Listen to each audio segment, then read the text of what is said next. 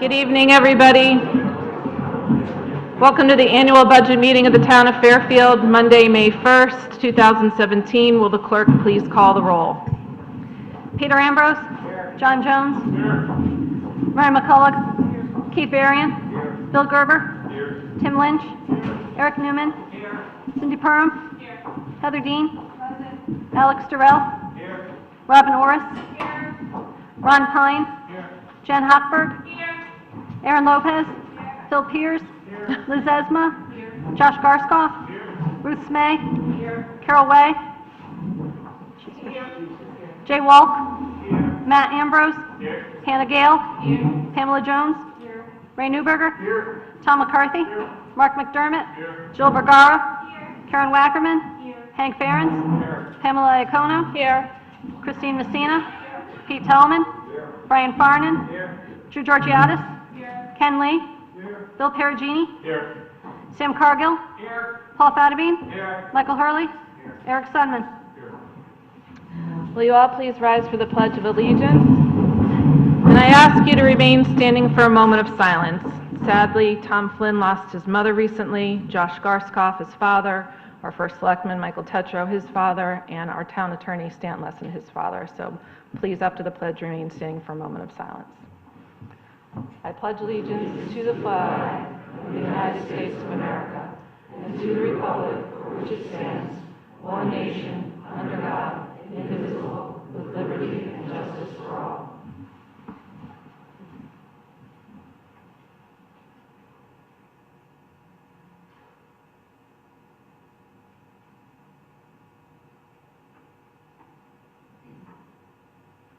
Thank you all. Our first item this evening has been a request from the Majority Leader and the Minority Leader for a motion to suspend the Rule 26 of the RTM rules to regulate. This requires a 2/3 vote. Motion to move by Representative Pierce, seconded by Representative McCarthy. All those in favor signify by saying aye. Aye. Opposed? Abstentions? Thank you. That item carries. Second item, to consider and act upon the self-supporting funds in the amount of $5,450,320 for the Water Pollution Control Authority for the fiscal year of July 1st, 2017 through June 30th, 2018. Is there a motion to approve? Representative McCullough. Is there a second? Representative McDermott. Is there any discussion on this item?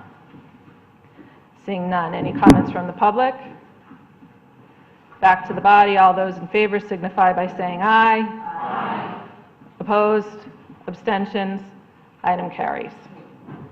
Item number 3, to consider and act upon the proposed appropriations in the amount of $299,459,597 for the fiscal year of July 1st, 2017 through June 30th, 2018 as recommended by the Board of Finance for any lawful purpose.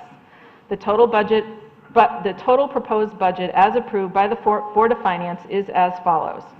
Board of Finance recommended budget $299,459,597, less non-current tax year revenue $264,20277, net revenue to be raised by current year taxation $273,039,320, plus senior tax relief $3,713,000, plus reserve for uncollected taxes and other credits $4,863,573, gross amount to be raised by taxation $281,615,893. Moved by Representative McCarthy, seconded by Representative Pierce. Is there any discussion on this item? Representative McCarthy.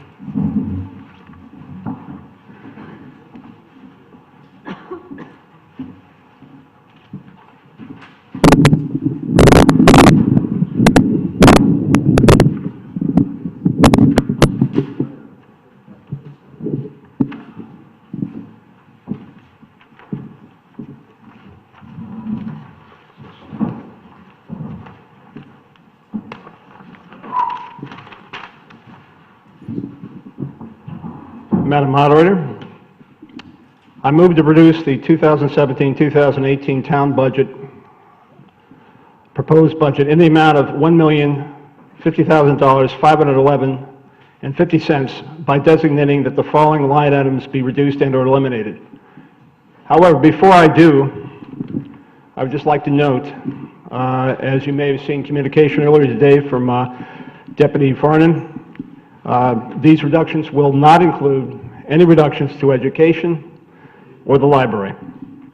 With that, Department 1010, First Selectman's Office, line 51010, payroll, reduced by $47,754.50 to reflect a reduction in the Chief of Staff from full-time with benefits to part-time no benefits.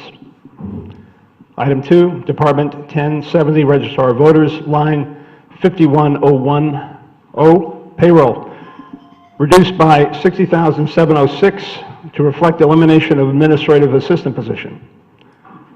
Third, Department 3090, Tax Collector, line 51010, payroll, reduced by $51,156 to reflect elimination of one part-time clerk typist position. In reference to the above, Department 1320, Active Employee Benefits, line 52100, Health Self-Insurance, reduced by $65,895 to reflect the elimination of benefits for these three positions. And lastly, Department 2010, Contingency, line 58010, reduced by $825,000. Is there a second? Representative Farnan. Mr. Representative McCarthy, the floor is yours. Very well. With respect to the first three, what I would suggest is, as a result of organizational changes and process changes, for example, in the case of the tax collector, much of that work has now been farmed out to People's Bank. We need to realize efficiencies as a result of those changes. Likewise, Registrar of Voters, those positions, or the position of administrative assistant, and oftentimes falls to the deputy, and we want to have those persons trained. Lastly, with respect to contingency, what this reduction accomplishes, it moves contingency to equivalent to the 2016-2017 budget as a percent of the overall budget. It effectively leaves it flat. I know this is a matter of concern by some. However, at the end of the day, it's a cushion, and I don't believe that we can increase contingency year over year. It's something effectively our taxpayers can't afford. That said, I'm done. Is there any other further discussion on the motion to reduce the budget by $1,050,511.50? Representative Pierce.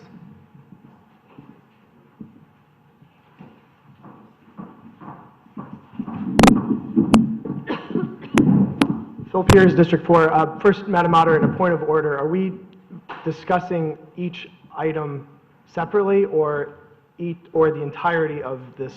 Is it a single motion or multiple motions is the question? No, it's a single motion on the floor right now. Okay. Okay, through you, Madam Moderator, to the registrars of voters, I'd like to know how the elimination of the single full-time administrative assistant in that office is going to impact their ability to provide services to the residents of the town of Fairfield, particularly during election season.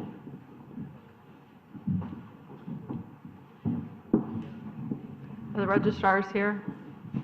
Please step forward.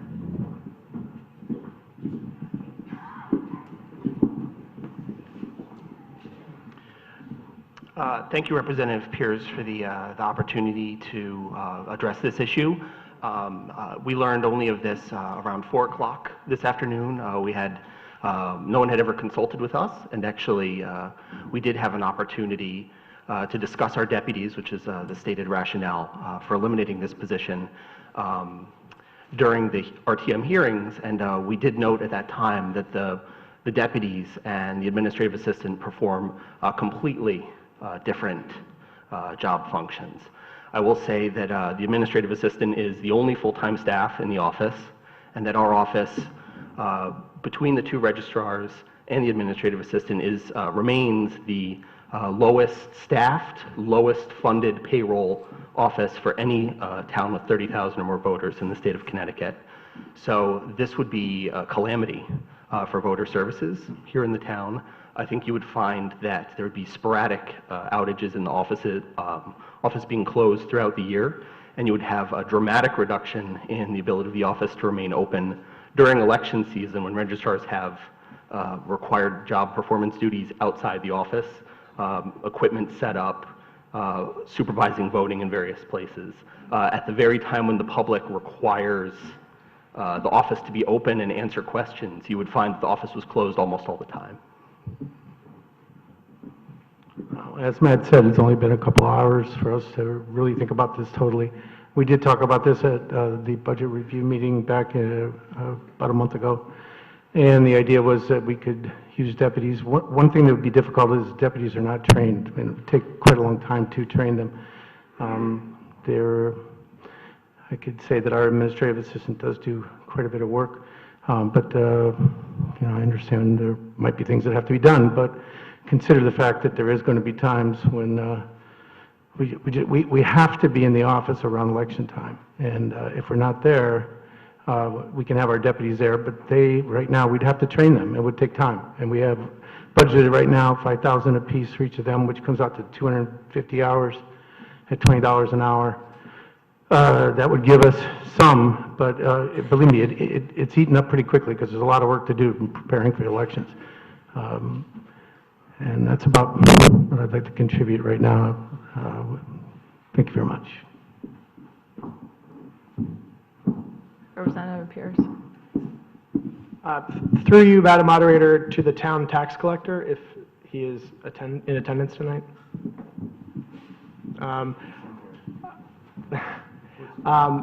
Can I have the motion restated as to how it applies to the tax collector's office?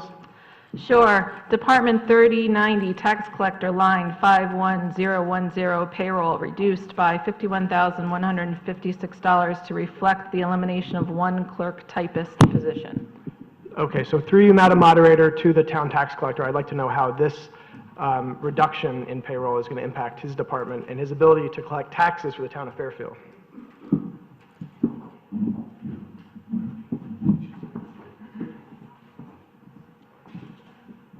Good afternoon, evening.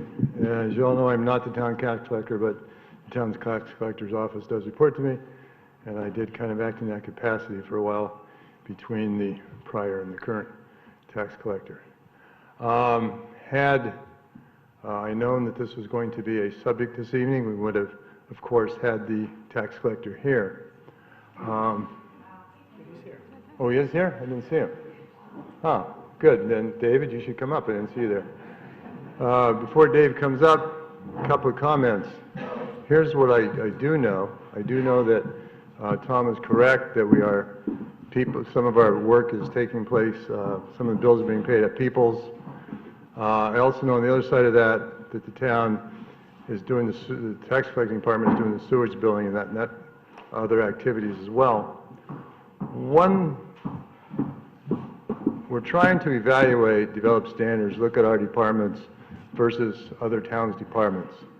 And it's a process, it's in the early stages, but I can tell you that both Westport and,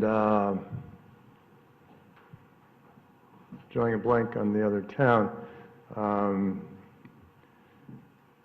we have 7 people in our tax collector's office. Westport has 13.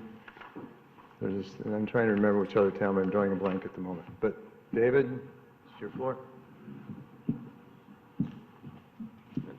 And I'm sorry, I just walked in, so if you could just fill me in on, I'm sorry. No, thank you. There's a motion to reduce your staff by 1.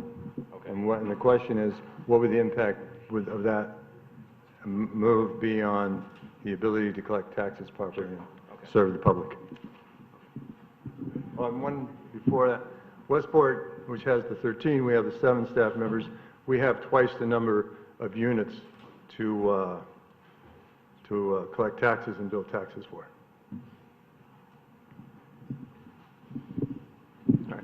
So it would be a great impact to the office if we were to, lose a staff member. When it comes to tax collection, it's never going to change. People don't realize, just in general, that taxes are on a grand list year. Some people may think it's on a calendar year. When people get rid of a vehicle, they come to our office first. They don't realize that they have to go to the assessor's office. When they get rid of a vehicle, they think that when they go to the DMV, they turn in their license plate, that's it. They don't have to do anything else. When in reality, they have to bring the plate receipt to the assessor's office. They have to bring proof of what happened to the vehicle to the assessor's office. And they come to our office first. When people have questions about their bill, or when something has happened with the budget, or something has happened with the town or the state that's different than normal. For example, last year, the DMV upgraded their system. There was a lot of issues with the addresses from the DMV. So I wasn't here for that, but I was in another town doing the same exact thing. We had a lot of people coming in with questions. We've also taken on a lot of different duties, not everything, but we've taken on a lot of duties with the sewer use and assessments. We do have a kiosk that offers people an added convenience of registering their vehicles online through the kiosk, also paying their taxes online through the kiosk with a credit card, because we can't accept credit cards in the office, but it is a function that we offer now at the office. But for the most part, when people come in and say, I'm behind on my taxes, can I pay with a credit card? It's their first time doing this. So normally we have to walk them up the ramp to the kiosk to pay with a credit card, and we have no problem doing that. I've versed my staff on how to follow the prompts online to help them, but I don't know if it's going to change, but at the present moment, since people don't use it on a routine basis, it's usually their first time using it. It's just, we usually have to offer customer service when it comes to using the kiosk. So, some other towns, Bob had mentioned Westport. Waterbury, I want to say, it's larger than Fairfield, but they have a staff of about 18 members. Norwalk is slightly larger than us. They have a staff of 9. Southington, slightly smaller than us, but they have a staff of 5.5, I believe. When I say 5.5, I mean they have a part-timer. So I don't think 7 is, I think it falls within our population. If I were to, based on larger cities having 18 to 9 to 10 members. Hartford, obviously it's our capital city, a city of 120,000 people. I believe they have a staff of 7 and they can't even keep pace, so. Thank you. Representative Pierce? Just a couple more questions for our tax collector. Is it fair to say that this would have a severe adverse impact on your ability to function in your office? Yes, it would. And then, one more question. Is the first you heard about this cut when you walked into the meeting tonight, or did anyone talk to you before the meeting? This was the first. Just into the microphone. This was the first I heard of it. The other thing really quickly I want to mention is we are an unusual town in the fact that we collect our real estate 4 times a year. Many towns collect real estate twice a year and motor vehicle once a year. We collect real estate 4 times a year. We collect motor vehicle twice a year. We collect sewer use twice a year. So 4 times out of the year, we're always collecting multiple types of taxes. So there's really not downtime. There's not a slow time in the office. By the time we finish one collection period, we're getting ready for the next one. Thank you. Through you, Madam Moderator, to the First Selectman, I believe one of the cuts was to the First Selectman's office And I believe it was, if you could restate the motion, I believe it was the Sure. chief of staff or the deputy? No, it's the chief, the motion is Department 1010, First Selectman's Office, line 51010, payroll reduced by $47,754.50 to reflect a reduction in the chief of staff from full-time with benefits to part-time with no benefits. Now, I know that we've had reductions to the first selectman's office in terms of staffing in the recent history, leaving the department very lean, and I'd like to know from the first selectman, through you, Madam Moderator, how this is going to impact his ability to run the town and provide services to the residents. Mr. Tetro.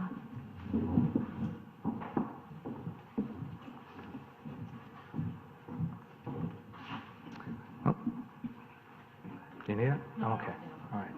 Thank you.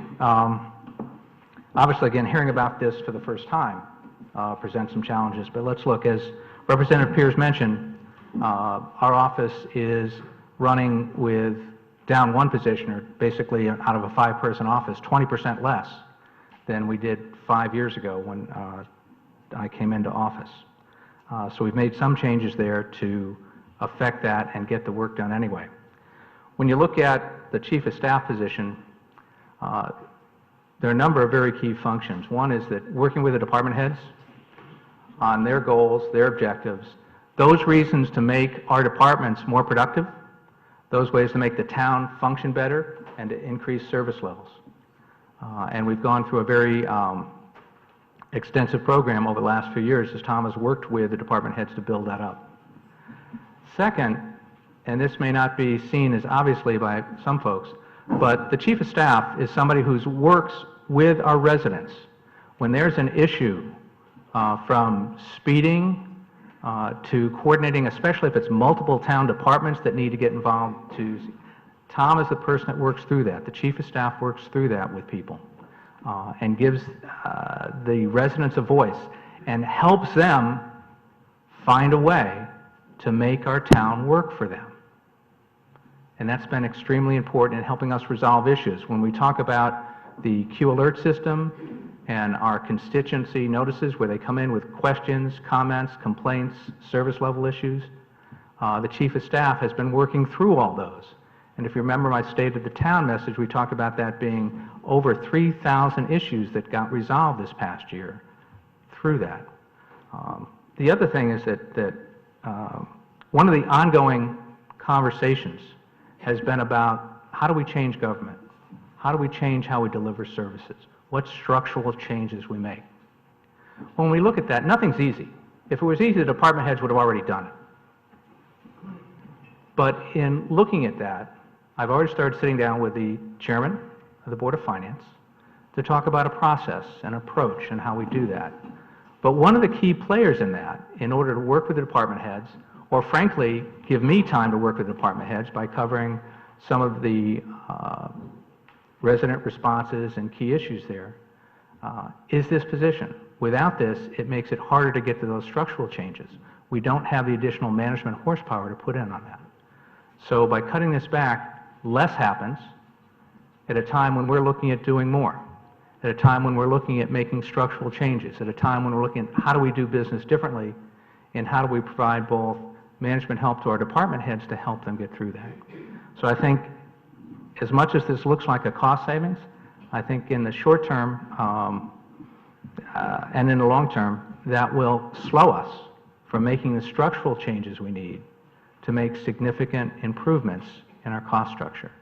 So I think this is the wrong time to make that move. Certainly, if you look in comparisons, we have fewer employees in the first selectman's office than in a typical first selectman or mayor's office. If you look around, the chief of staff position has been, was initiated 20-something years ago.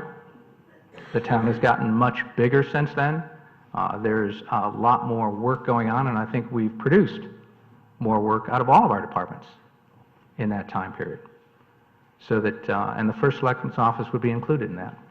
So again, I think this would be the wrong time to make this move, and it would keep us and reduce the resources we need in order to make further improvements in departments around town, especially in those service areas that cross department levels. As many of you know that have worked in larger companies, one of the keys to productivity improvements is not within a department. Our department heads are doing that, and they've done a very good job of that. But it's in those areas that cross departments. It's in those areas where you need somebody to work with them and get multiple department heads together to say, how do we do the things differently? How do we cooperate better? How do we change what we're doing? And that's going to be one of the drivers, and that will happen a lot slower with fewer resources.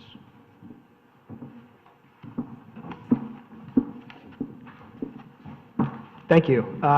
Madam Moderator, could you please restate the portion of the motion that applies to medical benefits? Department 1320, active employee benefits, line 52100, health self-insurance, reduced by $65,895 to reflect the elimination of benefits for 3 positions. And that would be the 3 positions listed in the First Selectman's Office, Register of Voters, and the Tax Collector. And my question is, through you, Madam Moderator, to the Chief Fiscal Officer, and it's whether or not that reduction in that line is appropriate when you reduce remove 3 employees from the population of... Madam Moderator, I have a point of order. The representative has had the floor for 15 minutes. Under our rules to regulate, we are governed by Robert's Rules of Order, and no representative is allowed to have the floor for more than 10 minutes. By my estimate, he's had 16 minutes on the floor. I'm going to allow it because it's such a large motion. Please continue. The question is, through you, Madam Moderator, to the Chief Fiscal Officer, whether or not, and I don't know the answer to this, whether it's appropriate to reduce that line merely because you reduce heads for employment, or whether or not that line should be maintained regardless of whether or not you reduce employees. Mr. Mayor?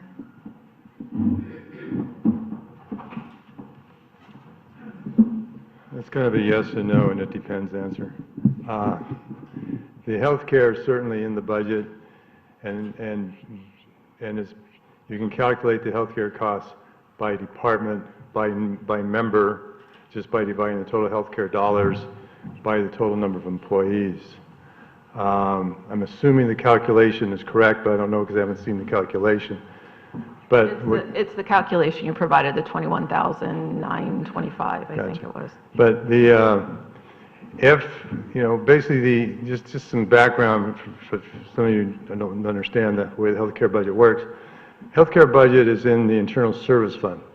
The Internal Service Fund 5 years ago had a deficit of $7 million. We've been reducing that deficit because of favorable experience in our in the components of that fund, which are workers' comp, legal liability, and health care over the last 4 or 5 years, and adding some strengthening through the budget process. So back to the health care by itself, if you're reducing, if one of the person who's leaving is a high user, then that's a good thing for the healthcare budget. If the person leaving is like myself, who hardly ever goes to the doctor, then that doesn't help the healthcare budget at all. The Internal Service Fund currently has a deficit of approximately, what is it, $1 million? A little over $1 million. So we've cut that $7 million negative down to $1 million negative. So any money that's left in there would just help further reduce that budget, that fund balance deficit. But technically, it is the correct calculation and the correct thing to do from that perspective. Thank you. Representative Pierce. Thank you. Madam Moderator, could you restate the portion of the motion as it applies to the contingency reduction?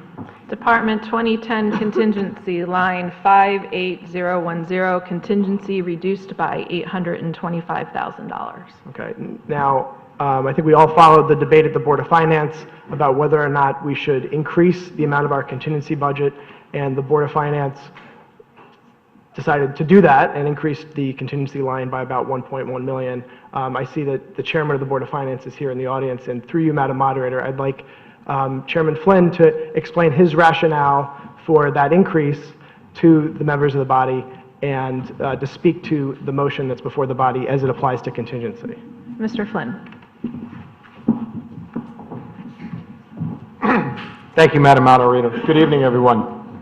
Board of Finance is very proud of the role that we play in protecting the long-term financial position of the town through properly funding current operating budgets, long-term liabilities, long-term obligations. We've taken great pride over the last 12 years in improving our positions in all those areas, including, as the Chief Fiscal Officer just spoke to, the Internal Service Fund. When we had the debate at our table as it relates to contingency, there were several things, 4 things really, going through our minds. The first thing was the uncertainty at the state level concerning the budget. And I would say that that hasn't gotten any better as we sit here tonight.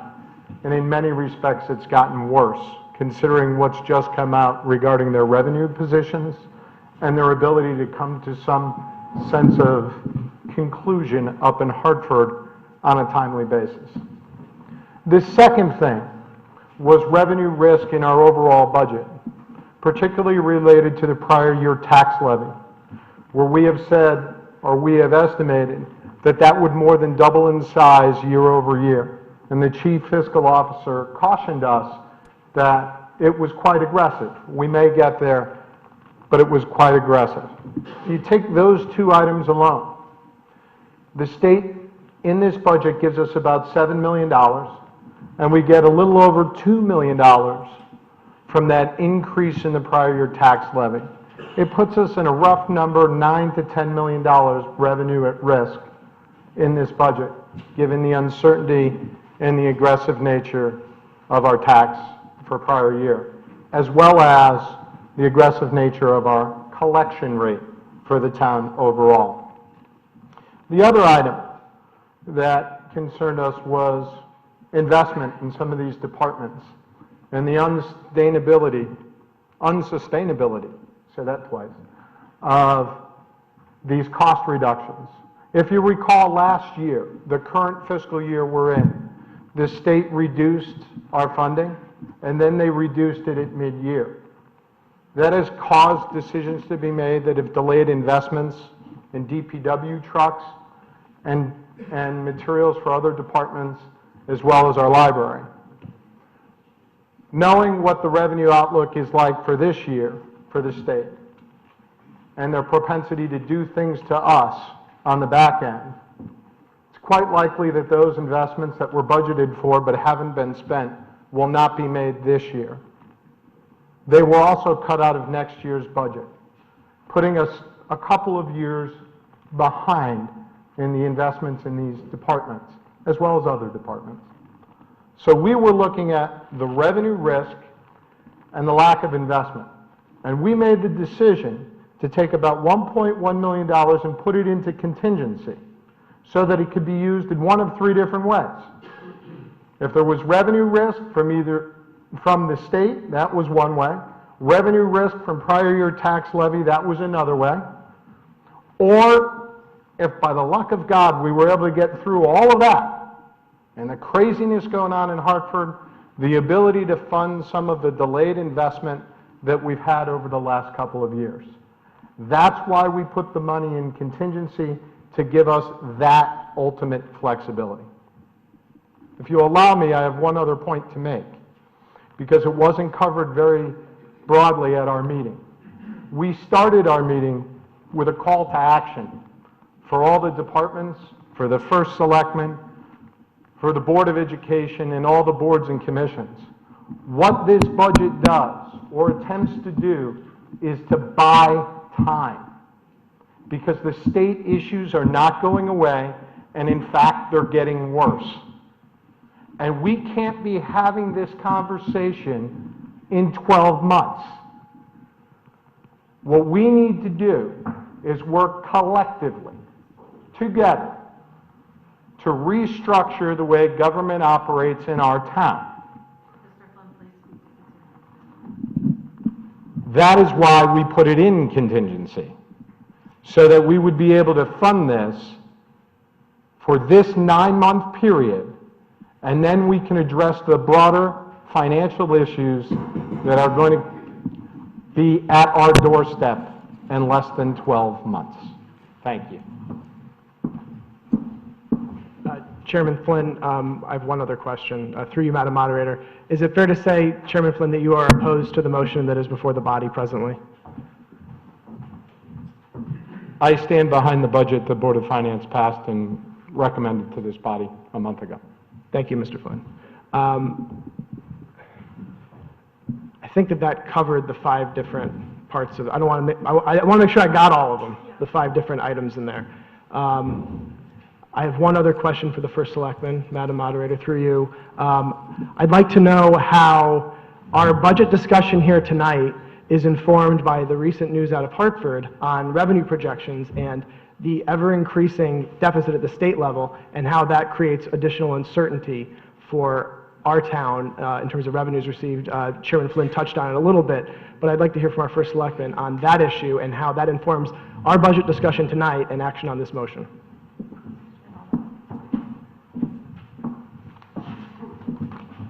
Thank you. There's more uncertainty during our discussion this year than in any year I can recall.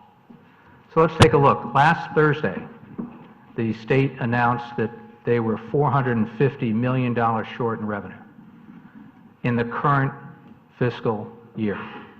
What that means is in the next 60 days, they've got to make that up. If you're familiar with the options available to the state, they cannot make that up by laying off people. They can't do that fast enough. So what the state did last December, and what they did a year ago at this time, if you remember back to then, it didn't impact us directly, they didn't cut us, but I believe they're going to have to sit down and decide what checks they do not write out in the next 60 days to cover that differential. They don't have the money. Given that, I asked our finance department to see how much money the town was expecting from the state in the next 60 days. The number is $700,000. I asked the superintendent of schools to look at their budget and find out how much money they were expecting from the state in the next 60 days. The number was over $800,000. That's over $1.5 million that we're at risk in the current fiscal year. Now that, on one hand, doesn't impact the budget in a direct sense that you're looking at, because that's for next year. It does in 2 ways. One is that if we have to spend money this year to make up that deficit, some of the reserve money that we're planning on using next year, we may have to spend this year. And if that doesn't work, we may have to go potentially into our surplus this year to fund that, because in 60 days, we can't make up $1.5 million fast enough other than not spending money or using our savings. The other way that it impacts the budget that you're looking at is the budgets that the state has been talking about, be it the Democratic budget, the Republican budget, or any budget in between, is going to be impacted by less income tax revenue going forward. So we're looking at some adjustments to whatever we've been told, kind of told, almost told, untold in the last 2 months from the state. We're looking at dramatic changes that, and we're looking at a cut now. Also, based on this trend, think back over the last 3 years and realize the state has missed their revenue targets every year. Last year it meant we got cut $570,000 in December. I'm fully expecting we're going to get cut again in December. Rolling ahead an entire year, it's now, let's look at June of next year, they're going to have the same issue. And it's going to impact our fiscal 19 budget. The challenge is this: every single dollar we reduce from the budget that's before you, that the Board of Finance passed, makes it tougher for us to react to these dollars. You cut it tonight, the state cuts it in their budget, they cut it in December, they cut it again next year. Those are all cuts we have to make. Whatever's cut, and whatever's been cut so far, is not coming back next year.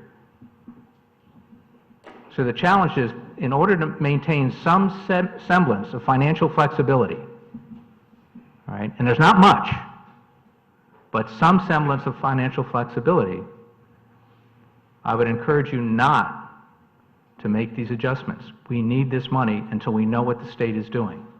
It's not just about us. The state has put us in a very unstable situation, and we need to be prepared for that.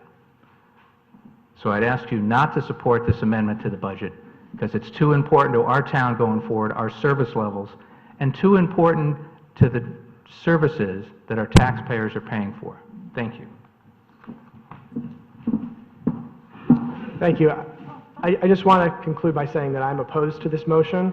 The budget that's before us is unsustainable in the long term. We've underfunded paving. Paving is funded at $2 million. We've dedicated to fund $3 million of paving every year. We all know that if we defer paving, it gets more expensive in the long run. This is a fiscally irresponsible proposal because it's going to cost us more in the long run as a result. We are not following the DPW vehicle replacement plan in this budget, which sets us up for additional increases in our budgets in the future or bonding to buy vehicles. We also have not properly funded the library. All of these things could be funded potentially out of contingency if we don't get hit with cuts to our state aid mid-year, or if we don't get hit with the state teacher pension liability transfer.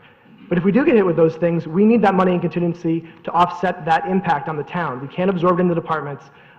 This proposal would only reduce our service levels further and leave the town with no flexibility.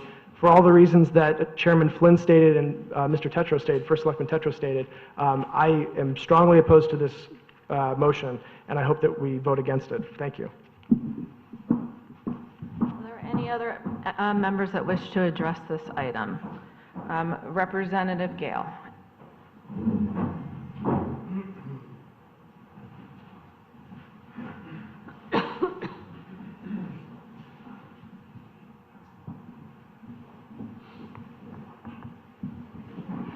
Good evening, Hannah Gale, District 6.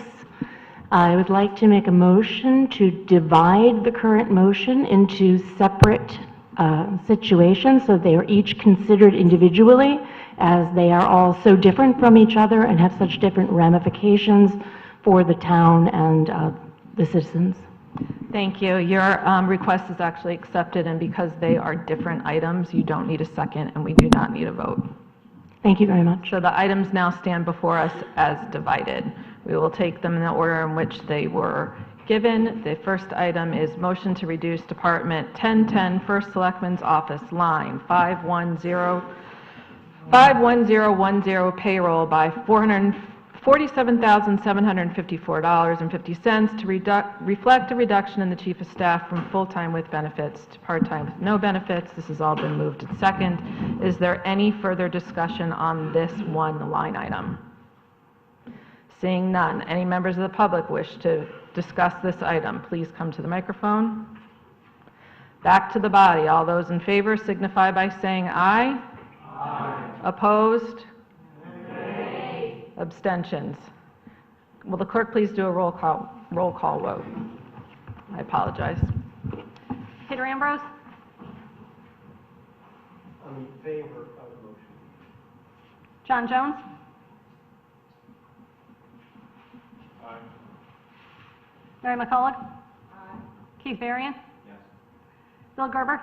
No. Tim Lynch? Yes. Eric Newman? No. Cindy Perham? No.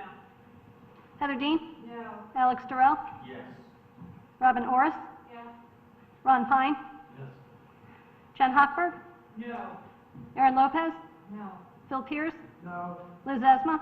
No. Josh Garskoff? No. Ruth Smay? No. Carol Way? Yes. Jay Walk? No. Matt Ambrose? Not in favor. Hannah Gale? No. Pamela Jones? No. Ray Newberger? Yes. Tom McCarthy? Yes. Mark McDermott? No. Jill Vergara? No. Karen Wackerman? No. Hank Ferentz? Yes. Pamela Iacono? Yes. Christine Messina? Yes. Pete Tallman? Yes. Brian Farnan? Yes. Drew Georgiadis? No. Ken Lee? No. Bill Perugini? Yes. Sam Cargill? Yes. Paul Fattabine? Yes. Michael Hurley? Yes. Eric Sunman? Yes.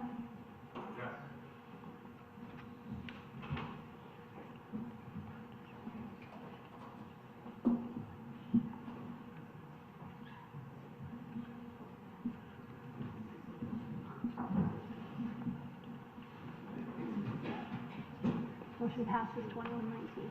Motion passes 2119. Next item, motion to reduce Department 1070 Register of Voters, line 51010 payroll by $60,706 to reflect the elimination of the administrative assistant position. This has been moved and seconded. Is there further discussion? Representative Wackerman.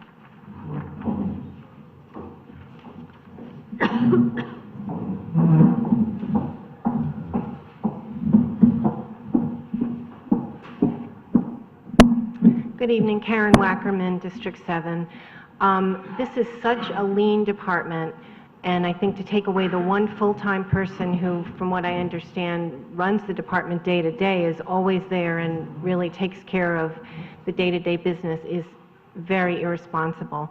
I think it threatens to undermine the voting rights of some of the people in town if people can't register on, around election day if she's not there.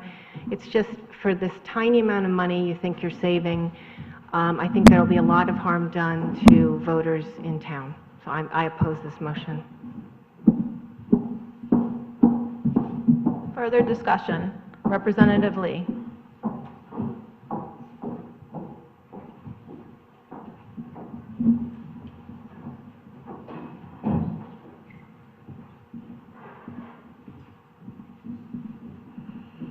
Hi, Kenneth Lee, District 9. I cannot think of a more fundamental piece of democracy than the right to vote. It's the basis of our country, our state, our town. We have a $299 million plus budget here. And we have decided, or are proposing at least, that we cannot afford to have someone available when a person comes to town hall to register as a voter. We will tell them to come back later when maybe there's somebody here. I am so grateful that I will not be the one that has to apologize to that voter for this kind of a decision. I understand we're in difficult times fiscally, all of us. All of us here, all of us that aren't here. But there are certain things that we're responsible for to our citizens. And if there's anything that's more basic than giving them the opportunity to register to vote, I cannot possibly think of what it is.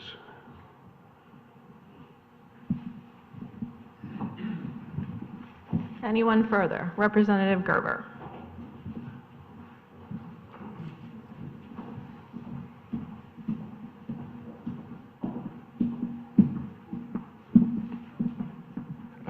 Madam, Bill Gerber, District 2. Madam Moderator, through you to our registrar. I don't think I got a full picture of everything that this person does. I think it's important. The reason I'm just sitting there thinking about in the last election, I think it was really a big Republican drive to get people to turn in absentee ballots and to register to vote early and things like that. So I'm assuming that this person had a big role in that, but I think it's important to actually go through what this person does and what we won't have if this person's job is eliminated, because I know what she does for me as a politician in town, as a unpaid volunteer politician. She provides an incredible amount of data to me when I'm looking at who's joined, who we should welcome as a new Democrat, who I should talk to. I would assume that she does the same for the Republicans, but then all these other things, including this really big effort on the Republican side. I should say I'm a Democrat, but it was very noticeable, this big effort to get people to register early. So who's going to do that, and will people's right to vote somehow be impacted by this? But as much detail as you can provide, I think would be helpful. Well, I'll offer my impressions, and Steve can add his take as well. I appreciate your invitation to offer as much detail as I like, but I've also been cautioned to be brief here in the past, Representative Gerber. So I'll say that this person is full-time, and one of the things that you'll find, and I think this is part of the discussion when we talk about overtime and these things, is that this person was the Town Employee of the Year a couple of years ago, and their full-time is very generous. Mr. Wagner, we're speaking about a position, not a person. Yes, that's, thank you. That, I appreciate that, and I think that the job description is extremely wide-ranging. It touches on every single function of the office, performing voter registration duties, handling people that come into the office, answering questions, directions to the polls, working, anything that needs to be done can be filled in by this position, and the person in particular does have a greater degree of experience than all other personnel in the registrar's office combined. So, while I respect it is the position, it also is the person, and it does make a tremendous difference to how elections operate in the town. For absentee ballots in specific, the town clerk's office does the lion's share of the work on absentee ballots, but the number of things that need to be done to keep the records, including DMV records, transactions from other states, a massive increase that we're seeing right now in the amount of data that we have to process. This position is the one that brings all of that together and keeps it well organized. So on election day, that year-round preparation, organization, means that we can serve the voters rapidly and effectively, and that would not be possible, essentially, without this role being served in our office. Well, I could say that the person who's in that job does do quite a bit of work. I'm not sure what the gentleman just asked, something about Republicans doing something about voting. I mean, ultimately, people can register online, but there is maintenance. We're going through Canvas right now, and there's quite a lot of material that's coming in, questions that people need answered about their voting rights, and there's definitely many things that have to be done. There's no doubt about it.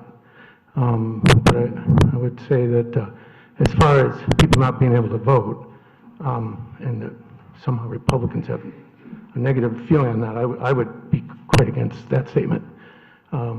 Definitely. I would say, again, people can vote online, but there are many other things as far as maintaining people's ability to vote and questions that need to be answered regarding that.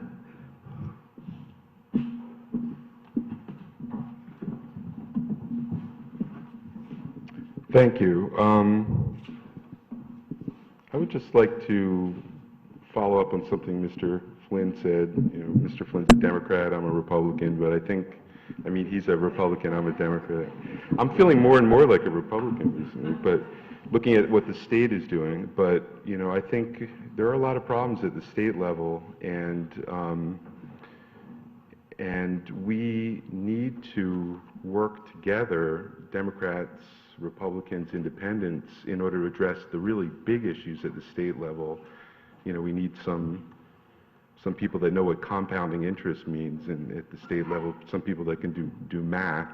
We're going to have to work together to do that, and I kind of feel like coming in tonight with these adjustments without even informing the department heads and giving them the chance to do the analysis, that's not a good start to actually working together to accomplish. I mean, we have Mr. big, Gerber, big please issues. speak to the motion on the table, which is to reduce the Register of Voters Administrative Assistant. Yeah. Okay. Well, I'm good. Thanks. All right, thank you.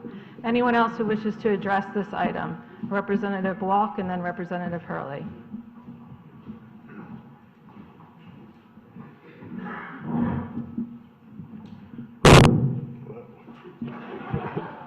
Got to laugh, finally. Jay Walk, I'm in District 5. First, before I ask my Madam Moderator to go through you to bring up my friend Holly No, Representative Walk, that's out of line. We can have department heads speak. Okay, so then I'll talk for myself. And Please basically, speak to the motion and the position, not Yes. the person. okay. The job, I tell you, I've walked into the office personally when the registrars haven't been there, when I've needed questions answered, and this position, the person who holds the position, if this person wasn't there, I'd be standing there by myself for I don't know how long. And then you'd leave, and then you get mad, and then you start blaming people. So I'm not saying that this position is any less important than the other positions in the First Selectman's office and other positions in various departments, but this particular position will create chaos in this office during an election, and I vehemently oppose this motion. Thank you. Anyone else? Representative Hurley. Michael Hurley, RTM District 10. I support the reduction. We have 2 registrars. We have 2 deputy registrars. Some have gotten up and spoken that we're taking away voting rights, which is not the case. I'm actually pretty offended that some have suggested that. The absentee ballots are handled by the town's clerk's office. We're all on our phones. We're all online. People can register online. And I think, departments need to learn to do more with less. I support the reduction. Are there any members of the, Representative Vergara?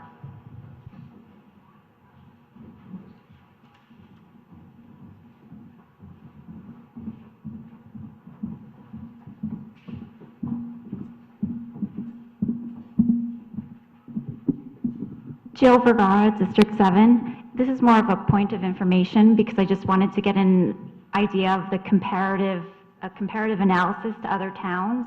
I know that we're a very large town, so this seems a small staffing, and I'd like to get an idea for large towns like ours, what the staffing is like, towns like Norwalk, Danbury, that sort of thing.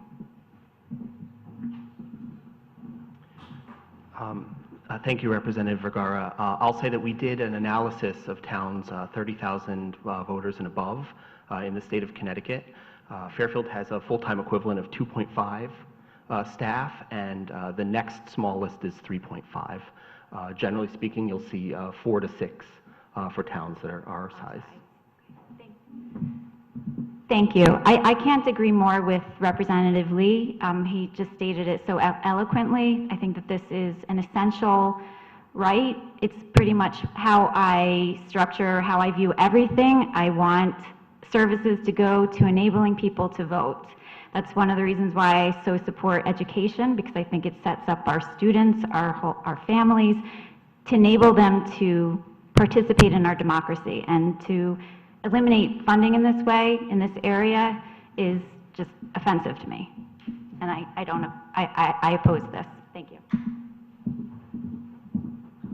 Any further members of the body? The First Selectman is asked to address the body.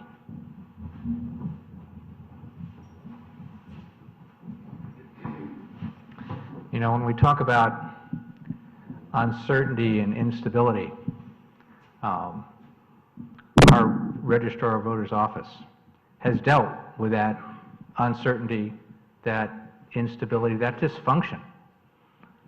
And this position, this full-time position, was the anchor for that whole department.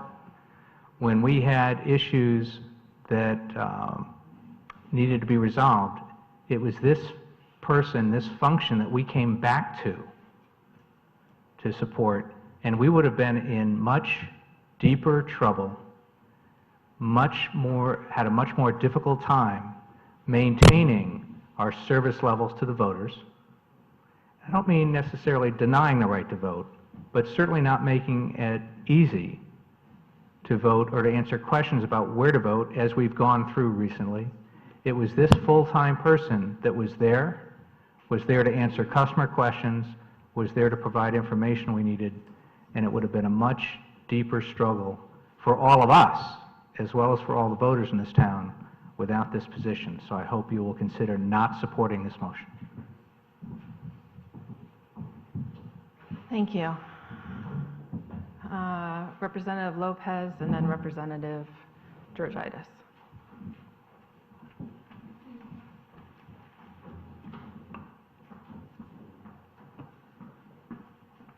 Hi, Erin Lopez, District 4.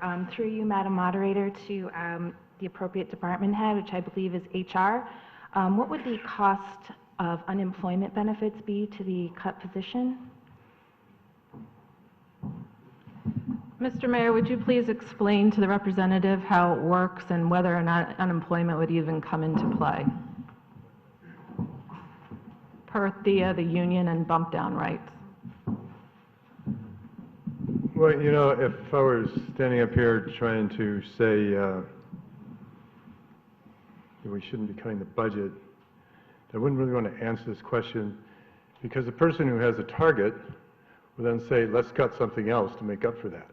But with that failed humor aside, it's about $12,000 in costs, $12,500 I think we calculated when we were doing the budget per person on average. In addition to that, there's going to be severance pay, which is 1 week for every year of employment to a maximum of 10 weeks. So there are offsets to every cut. Is that? Could you please explain the union rules? Oh, the union rules, I'm sorry. So she's in Thea, I believe, Linda? Yeah, she's in Thea. So she's been working with the town for X number of, months, years, whatever, but she has bumping rights to people in her classification and with less time. But we're not talking about a person, we're talking about a position, so that's not really relevant, I don't think. Well, she had a question about unemployment. Yeah. Thank you. And then I just had one more question for the department heads. We've talked about having their deputies fill in more, and I was just wondering about the cost of training to get them up to speed on what they would be having to fill in for. Matt and Steve, there's a question about training costs. Mr. Elworthy? Maybe I could cover this one, and Steve could add his thoughts as well. Obviously, it's very difficult to substitute for 14 years of on-the-job training. I know I can tell you that regardless of what that would cost, there certainly has not been any additional funding for doing that training, nor for the hours that would be lost and the public services that would be dropped as a result of such a cut.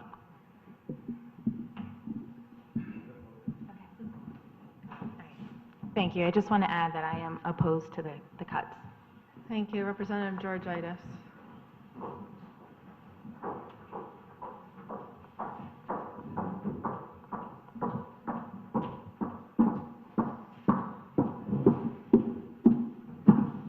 Drew Georgiadis, District 9. 2 points. I'd like to say that this position is a nonpartisan position. And when you go into the Registrar of Voters, it's nice to know that there's one person there that is specifically nonpartisan. Because as we know, both registrars, we select one Republican and one Democrat. And I think it's a very important anchor for this department. And for any department in this kind of role. So that for that reason, I'd like to point that out. I'd also like to address the comment that everyone is online. I don't believe that, and I don't think probably most of us believe that. And if you are online, it does not mean that you are proficient. So one of the reasons our town is so great is because of the services, and that when you need help, that you can go and exercise your right to whatever. You're a taxpayer, whether it's getting help registering to vote, whether it is having questions about your taxes or whatever. Those are the services that your taxes allow you to access, and this is a very important resource, and voting is a basic right. And for that reason, I am opposed to this motion. Thank you. Are there any members of the public that wish to address this item? Please come forward, state your name and address for the record. My name is Carlisle Spivey. My address is 89 Field Point Drive. I must say that, I'm short, I must say that the idea of this motion is appalling to me. Voting is the very essence of our democracy. Shame on you who would propose this for thinking of putting it at risk. I'm not only speaking as a voter, I was a deputy registrar. And let me tell you right now, there is no comparison between that position and a full-time staff position. The full-time staff position means deep knowledge, the ability to do analysis, problem solving, and public service. That is not what the deputy registrar does. The registrar's office doesn't work one day a year. It is the very backbone of the voting system that supports our democracy. The full-time worker there is critical. It doesn't matter if you register online or you take your little card in and give it to that person. That data has to be dealt with, and that is something that that worker does. You may not know what the registrar's office does. If you don't, double shame on you. Year after year, you put this position, this office at risk. And you don't even understand how important it is. To imagine a town of 60,000 plus people can maintain its system with 2 part-time registrars is to announce that either you are totally ignorant or that you simply don't care. That is an indictment of you as a politician, as a governing body, and as a citizen of Fairfield. Those proposing this cut should be ashamed. The only conclusion I can draw is that you care nothing about free and fair elections or about the people of Fairfield. You are not to be trusted with our vote or our voting. This is not a nice-to-have thing. This is not a Republican thing. This is not a Democratic thing. This is not a party thing. This is the essence of our democracy, and it should be preserved. Hi, my name is Kim Johnson. I live at 168 Grassmere Avenue, and I am vehemently opposed to this motion to eliminate this position. I'm going to be short and sweet. I agree with everything that Carlisle said. I don't think the office runs without this position in it, and I think eliminating it will harm our elections. Thank you. Seeing no one else, back to the, I'm sorry. That's okay. Holly Lanise, 54 Llewellyn Drive. As I stood here and looked at all your faces, I think I recognize many of them because they've come through and you've needed information from me. I hope I've helped you any time that you needed, whether it be on the telephone, looking up people, finding out what their numbers are, if they're affiliated, if they're not affiliated. That's probably the only time when people are running for seats, which you are in right now, duly elected and doing their duty, which I understand. But there's other things that go on in this office other than November election day. Let's say your mother didn't get her absentee ballot because she wasn't on the permanent absentee ballot list. Let's say your son gets called for jury duty. Oh, because he's still registered and he's been in California for 5 years. Those type of things that go on in my office all day. People, my door's open all the time. People come in looking for the First Selectman's office. How do I get VA benefits? We do a lot in my office. Yes, everything is electronic now. We have voter registration electronically. We have DMV coming in electronically. But it sits in the email. Someone needs to process it. Someone needs to process it. It's just a manner of it coming to my office is how everything is getting more efficient. Man hours need to do to process this. You know, do what you may, but when you have trouble and you're knocking on the door and the door's locked, nobody's there, it's because I am not there, or the position is not filled. Many of you are new. 15 years ago, they had no full-time person, and the parties clamored to get another full-time person in there to have this office open. I know many people on the board remember that. Many people then. Well, just fair warn that this has been tried and it was not successful. I love my job. I want to stay where I am. I am a town taxpayer, so I understand. But it's not as easy as a cut as you might think. Lots of things go on there other than Election Day. Thank you.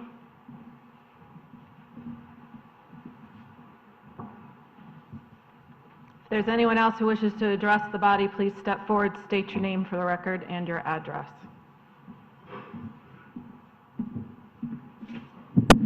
James F. Walsh, 85 Pratt Street. I'm here speaking as an individual taxpayer, not as my role on the Board of Finance. I think this position needs to be kept. I've worked with the department. I've had the pleasure and honor of serving as the Republican Town Committee Chair in the past, and I've had to work with the department many times, the registrars not being available, and us needing to get information from the position that Holly's now in. It was an invaluable service to have that information available, to ask for research, to ask for labels to be done, to ask for all sorts of things that could be done. In a town our size, I think we need to keep this position. I think it would be a disservice to the town to get rid of it. Thank you.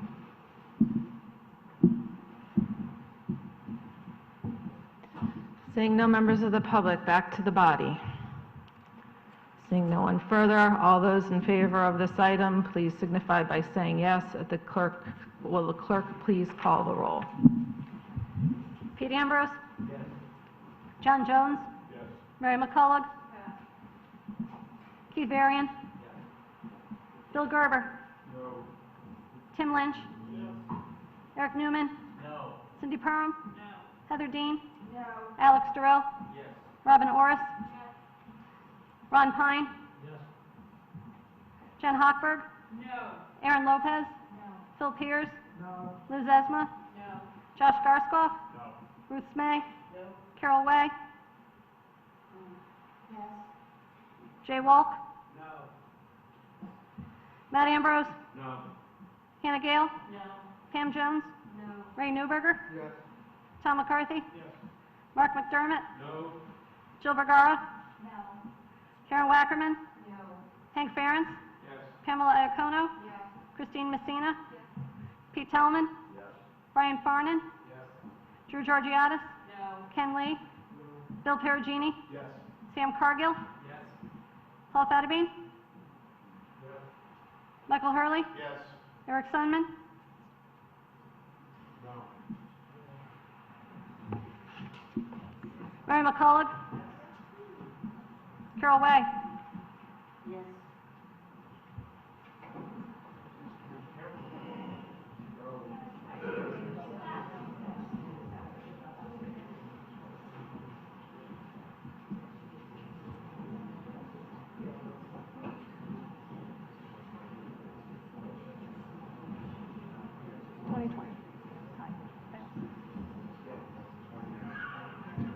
Motion fails on a tie, 20 to 20.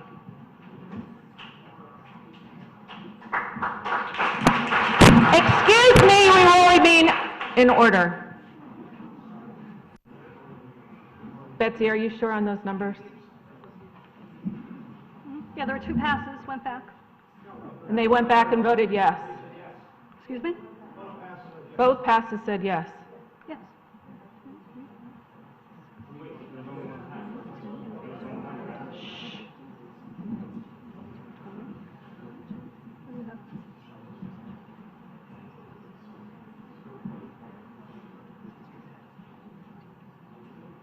Yeah, 2020.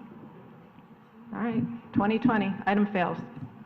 Next item, motion to reduce Department 3090 tax collector, line 51010 payroll by $51,156 to reflect the elimination of one clerk typist position. This item's been moved and seconded. Is there anybody who wishes to speak to this item? Representative Pierce.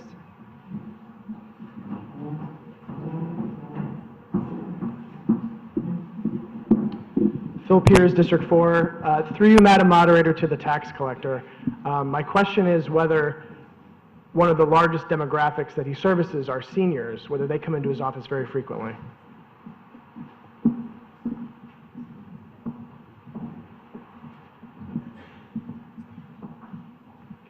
Well, I've been on the job for 2 months now, so, I can't speak for that for this town, but I have been a tax collector for over 4 years now. I've worked in this field in a tax office setting for almost 10 years now.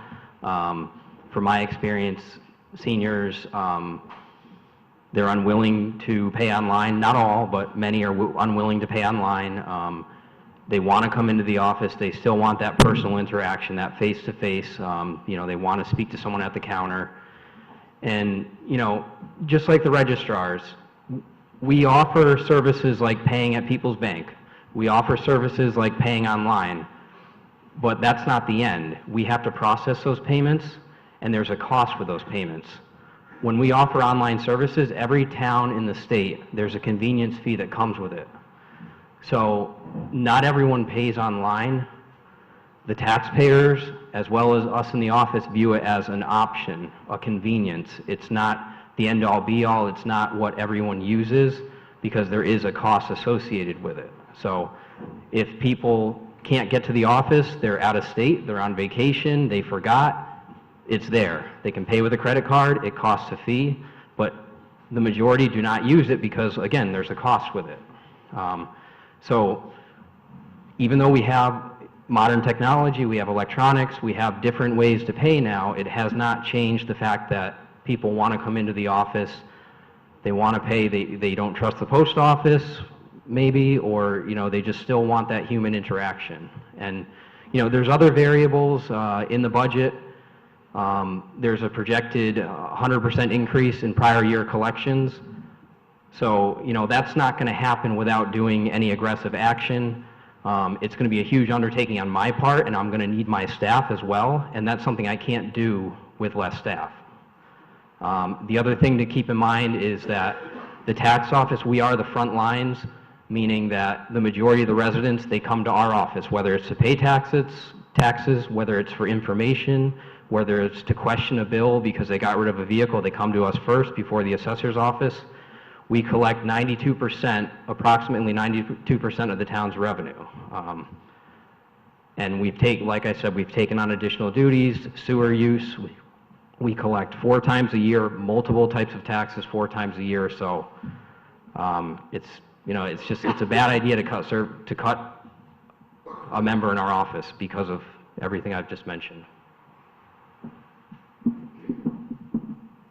Thank you.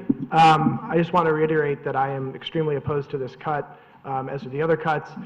This is clearly an important department in our town. We're heavily reliant on taxes to run our government. If we cut this department, as the tax collector said earlier, it's going to have a severe adverse impact on its ability to run the department.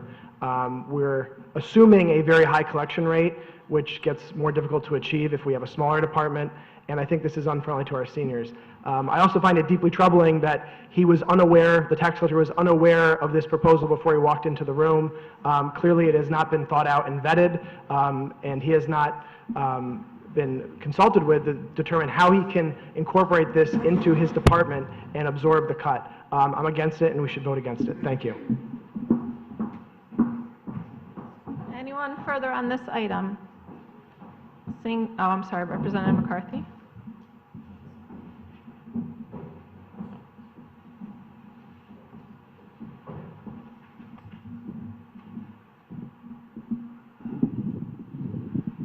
None of this is easy.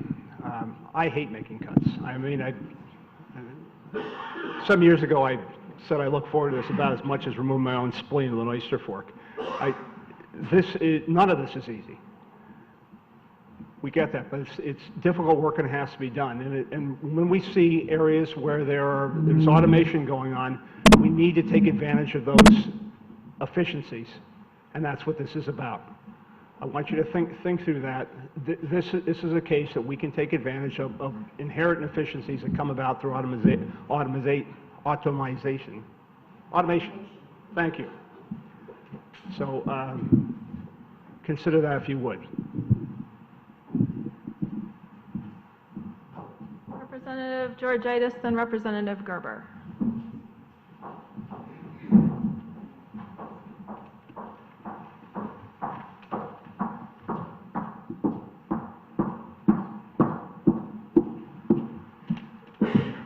Drew Georgiadis, District 9. I'd like to say that everyone loves to hate the tax collector.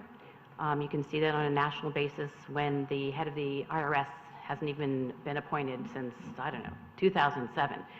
That said, given what we've been discussing tonight about the shortfall in Hartford, it's more important than ever that we increase and maximize our tax revenues, and that's through tax collection. Our town is still 5.3 million. We still, even after tonight, we get $5.3 million from the state, which, we could potentially lose. That's a huge. We're just at a huge disadvantage here. So we need the strong tax collector. We need that department to be run as efficient as possible. Okay? And if you look at the numbers and you compare a town of 60,000 people, again, Fairfield's tax department is very lean. Look at the employees, look at the total numbers. This is something that we need. We have no other source of revenue. The tax collector is very, very important. So that's all I'd say. I oppose this, whatever it is, this motion. Thank you.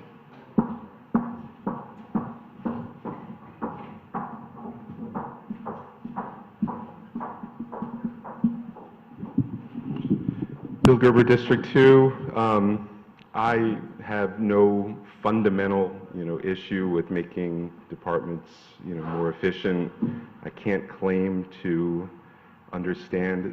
I've never even been to this department. Maybe my wife has, I'm not sure. But she writes all the checks. But I would urge the Republican Party, I suppose, to reconsider this year, unless you're all experts and really understand this department.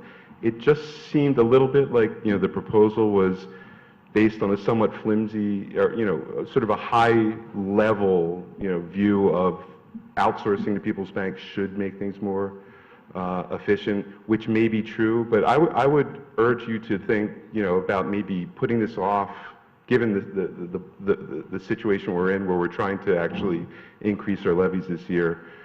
Ask for an efficiency analysis from our new department head, maybe put some study into it and form some maybe a little better formed opinions. I would hate to put our revenue at risk at all. It's possible that the returns on this person actually would outweigh the cost by some multiple. Unless you guys are really, really convinced that you understand how this department works and that these efficiencies won't make a difference, I would urge you to put it off and let's take a look at it next year.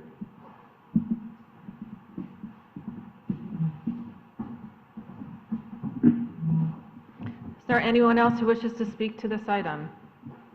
Representative Farnan.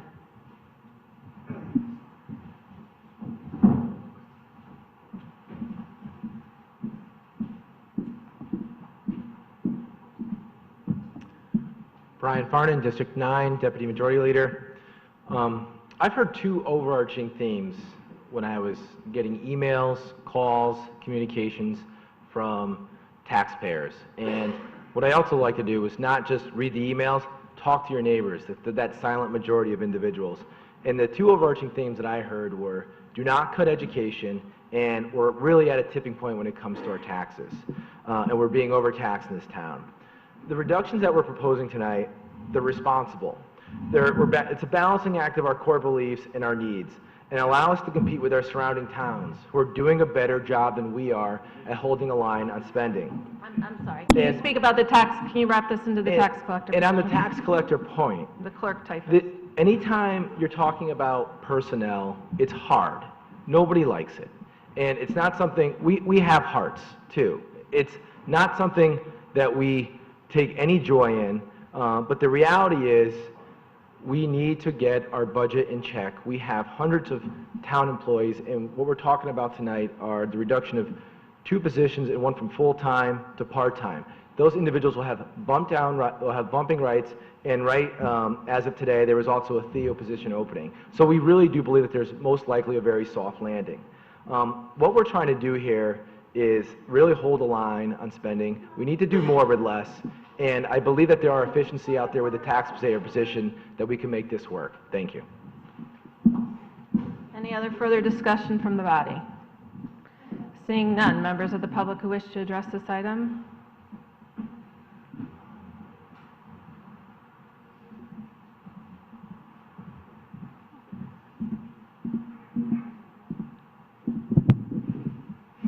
It's been a while since I've been up here. Mark Patton, 503 Valley Road, speaking as a taxpayer. A couple years ago when I was on this body with Representative McCarthy, we were on a senior tax and disabled tax relief committee. And we worked long and hard hours over revamping that toll policy and worked with the tax collector's office at length for months and months and months and months and months. And going into that office and getting friendly with the staff and the previous tax collector, the one thing that was, assessor and collector, we did both, but is those departments were severely understaffed at the time. And we realized this as we tried to get information to answer our questions and to see whether we wanted to add something here, take away something here, revise something there.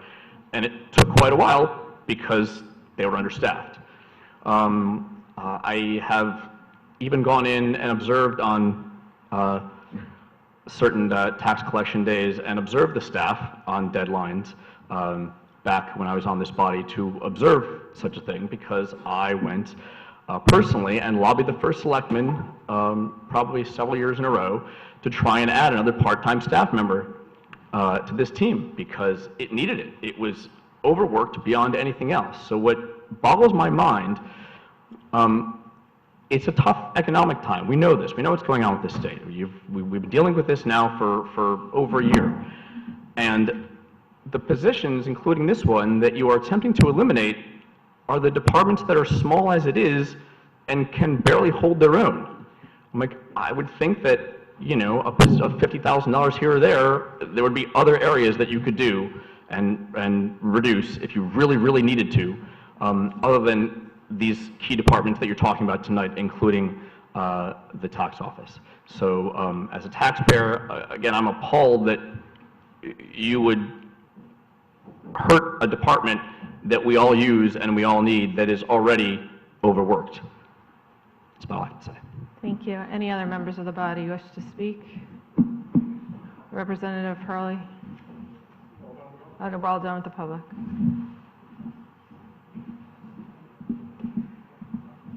Michael Hurley, RTM District 1. I fully support this reduction to the tax collector's office. I think the town needs to take steps to reduce its cost basis going forward. In terms of whether residents are conducting transactions online, I'm more convinced than ever that more and more people, millennials, Generation X, baby boomers, seniors, are online. And the bottom line is residents are taxed out. And as I said before, town departments need to learn to do more with less. Thank you. Anyone else? Seeing none, will the clerk please call the roll? All those in favor of reducing this position signify by saying aye when the clerk calls the roll. Pete Ambrose? Aye. John Jones? Aye. Mary McCullough? Yes. Keith Varian? Aye. Bill Gerber? No. Tim Lynch? Yes. Eric Newman? No. Cindy Perham? No. Heather Dean? No. Alex Durrell? Yes. Robin Orris? Yes. Ron Pine? No. Jen Hochberg? No. Aaron Lopez? No. Bill Pierce? Liz Esma? Josh Garskoff? Ruth Smay? Carol Way? Jay Wolk? Matt Ambrose? Hannah Gale? Pamela Jones? Ray Newberger? Tom McCarthy? Mark McDermott? Jill Vergara? Karen Wackerman? Hank Ferentz? Pamela Iacono? Yes. Christine Messina? Peter Tolman? Brian Farnan? Drew Georgiadis? Ken Lee? Bill Perugini?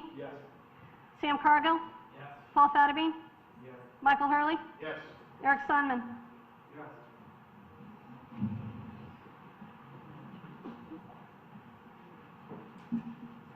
Motion passes 2119. I'm sorry? 2119 motion. Motion passes 2119. I'm going to ask that we take a 2-minute recess. It's really hot. I don't know about anybody else. I need water, so we're going to break for 2 minutes. You need to run to the lady. I know. Thank you all. We're going to resume the meeting right now. Representative McCarthy, did you wish to say something at this time? We will now break for caucus. The Republicans can head into the locker room. I don't know if you guys want to walk all the way back to Jackie.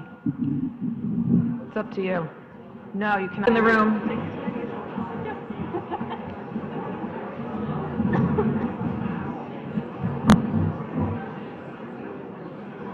Next item is motion to reduce Department 1320 Active Employee Benefits line 52100 Health Self-Insurance by $65,895 to reflect the elimination of benefits for 3 positions.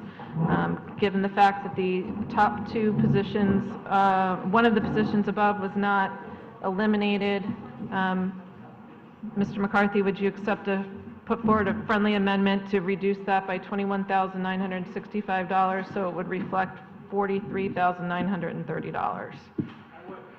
Is there a second? Is there any discussion just to update the motion to reflect what's currently on the floor? Thank you. Seeing no discussion, all those in favor signify by saying aye. Opposed? Abstentions. Thank you. Now there will be discussion on motion to reduce Department 1320 Active Employee Benefits by $43,930, which would reflect the elimination of benefits for 2 positions. Discussion on this item.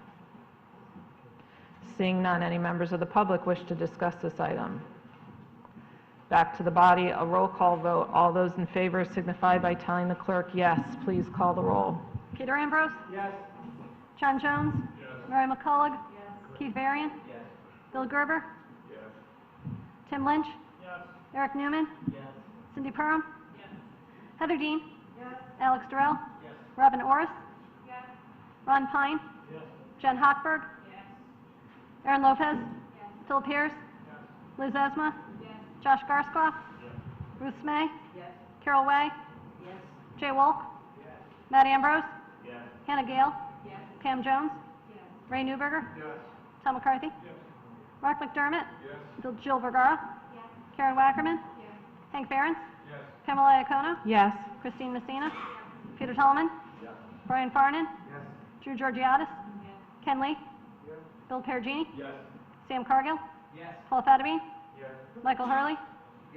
Eric Sonman? Yeah, item carries unanimously. The last motion that has been put on the floor is motion to reduce Department 2010 contingency, line 58010 contingency by $825,000. The item's been moved and seconded. Is there further discussion on this item? Representative Zezima.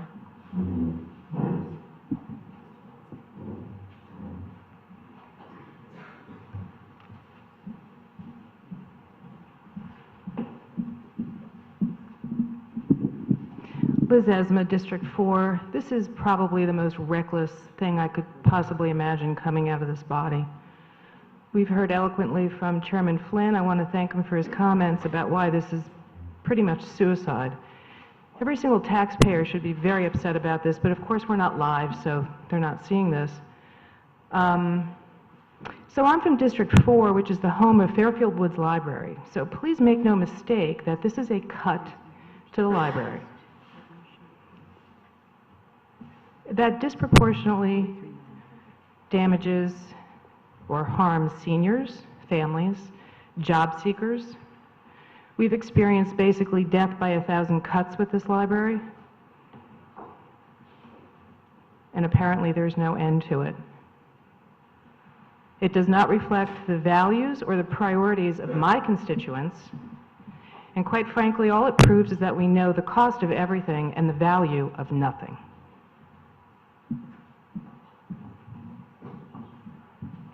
Any further members wish to speak to this item? Representative Gerber.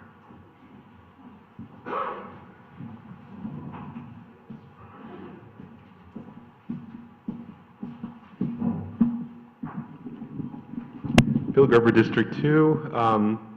Through you, Madam Moderator, to Mr. Tetro. If, as we all expect, the probability of not getting what we expect to get from the state is high and we have a budget shortfall, I would like to know some ideas of where do you think the only ways we can make up the difference would be.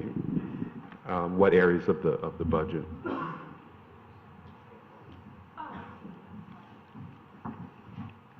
Thank you. In looking at this, if you look at our contingency, there's basically three components of it. One is that what we call contract reserve. We put away a certain amount of money every year for the labor negotiations that we have going on.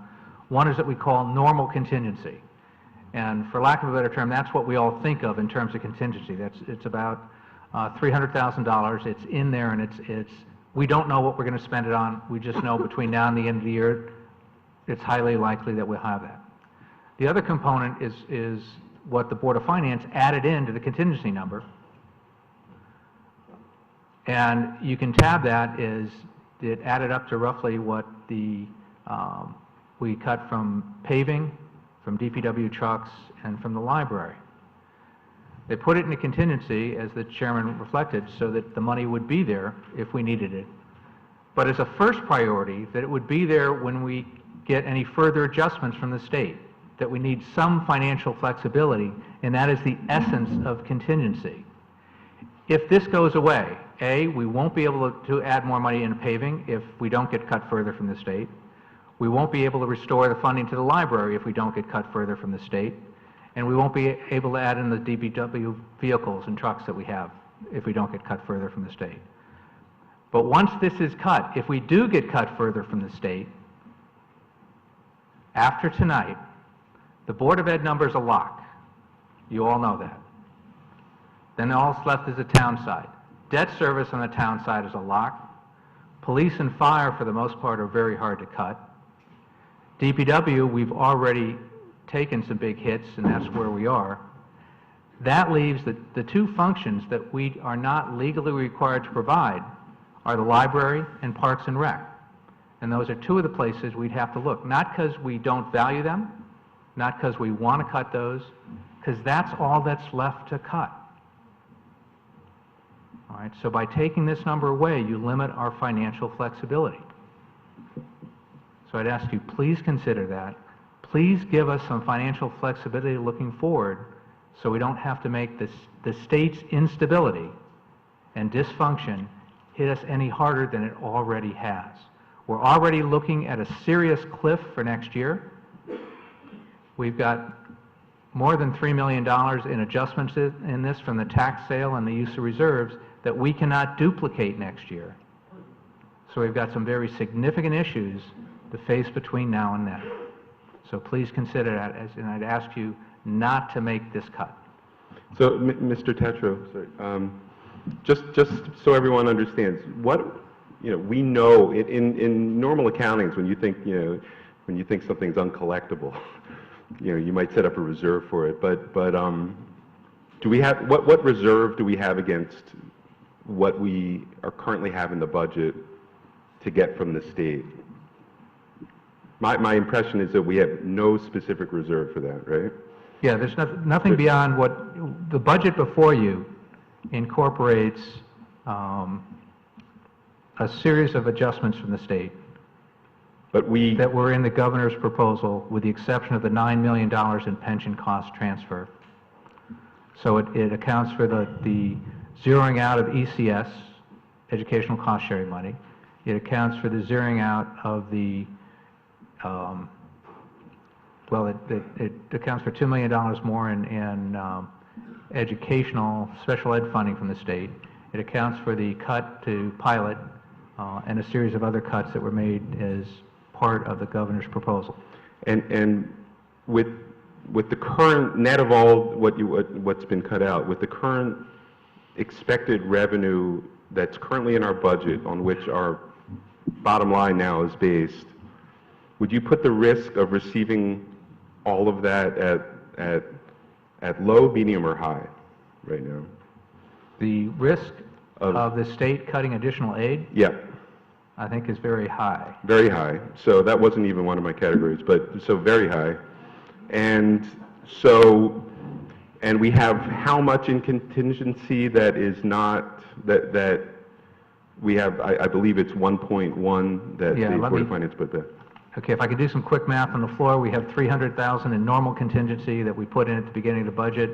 The 1.2 that the Board of Finance put in minus 850 is about 350, so that means 700,000, 650 to 700,000 total. Forgive me if I'm off a little bit, that's kind of math on the fly. So, following up on what Representative Zesima said, it kind of sounds like any rational person would believe that a cut of this magnitude to the contingency is actually a cut to our operating budget. Would that be fair to say? Oh, and then some, because we have a very limited budget to be able to cut once this goes through. And the areas that you think are most reasonable to cut are the library, that most available to be cut are the library and Parks and Rec. So it seems to me that this cut to the contingency equals a cut to either or Parks and Rec or the library. So I view this cut to the contingency as a cut to the library. So when Representative McCarthy said we're not going, or was it Representative Farnan said we're not going to cut the library, that may not directly, but I believe this is actually an indirect cut to the library. Thank you.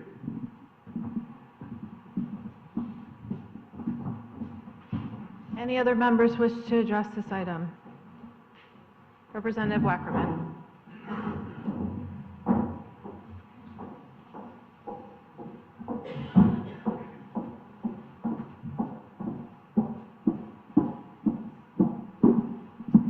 Karen Wackerman, District 7. I think this proposal is very irresponsible in view of what's happening at the state and would leave our town, really, we already have such a lean budget here that we're looking at, and this doesn't give us any cushion. In addition to it being, as Representative Gerber said, a de facto cut to the library, the funds were set aside in part to possibly be able to pay for paving and for one of the DPW trucks that wasn't allowed to be funded, and we have had a long-term plan for those two things that is the best for the town, and we're not able to do that this year. But this amount of money could give us that possibility. So I very much oppose the motion, and I hope my colleagues do as well. Representative Dean and then Representative McCarthy.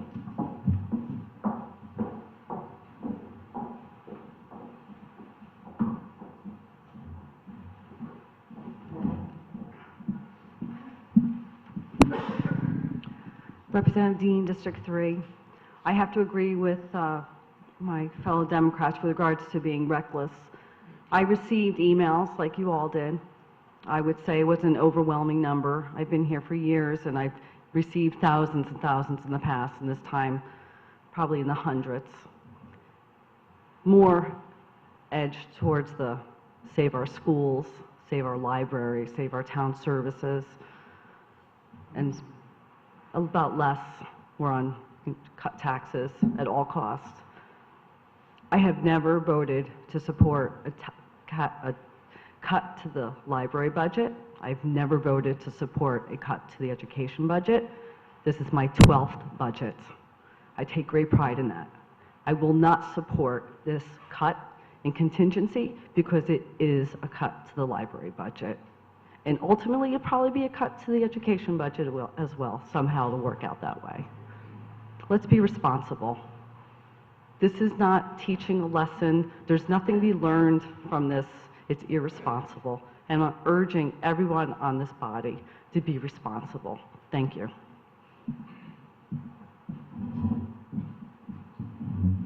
Representative McCarthy.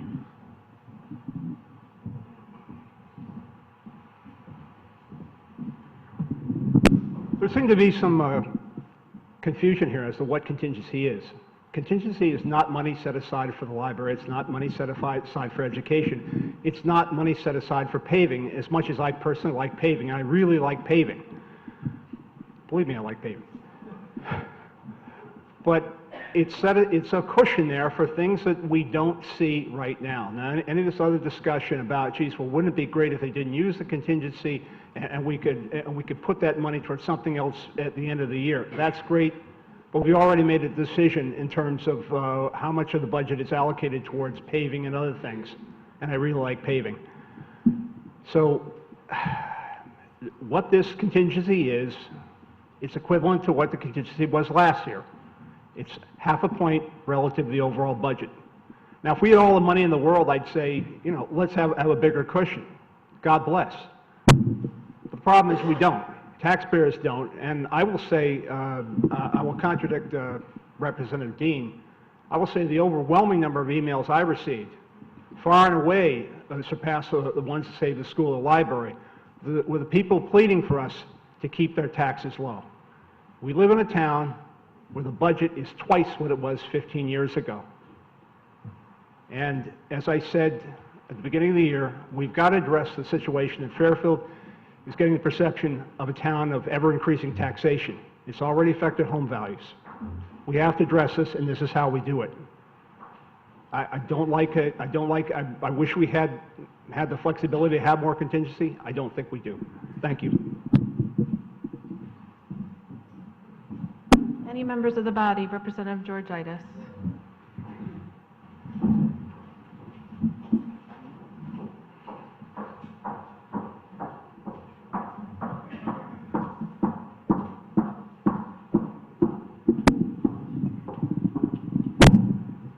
Drew Georgiadis, District 9. I would like to say that instead of a tax cut, this is truly a failure to fund. And through you, Madam Moderator, to the Chairman of the Board of Finance, Chairman Flynn, I would like for you to explain to us why, when you restored money to the budget, you put it in contingency instead of putting it specifically to departments like paving, like library, like Board of Ed. I think it's important, as we try to change our government to be more efficient, to understand why contingency works better than putting a specific line item. Thank you. Chairman Flynn.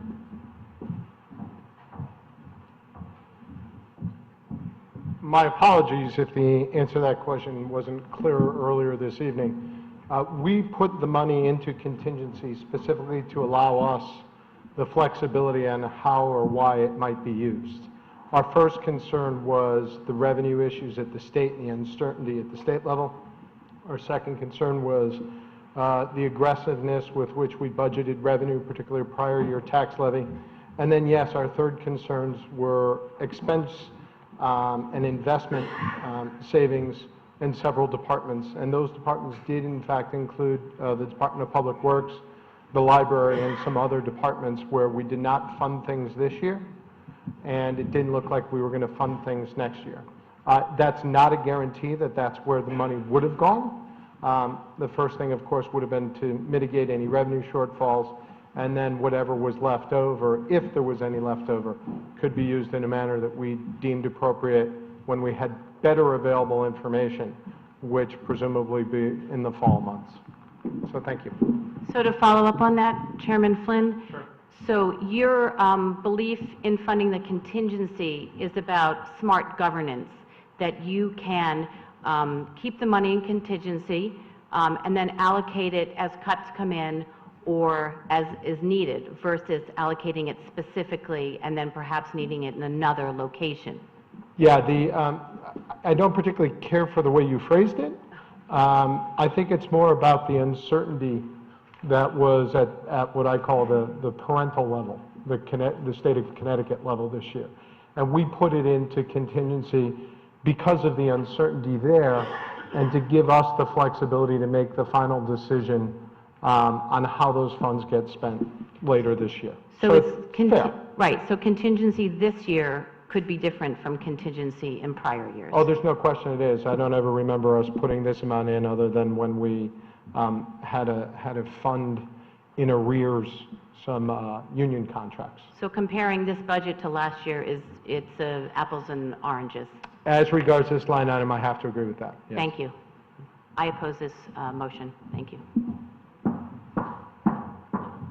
Any other members of the body wish to address this item? Representative Ambrose.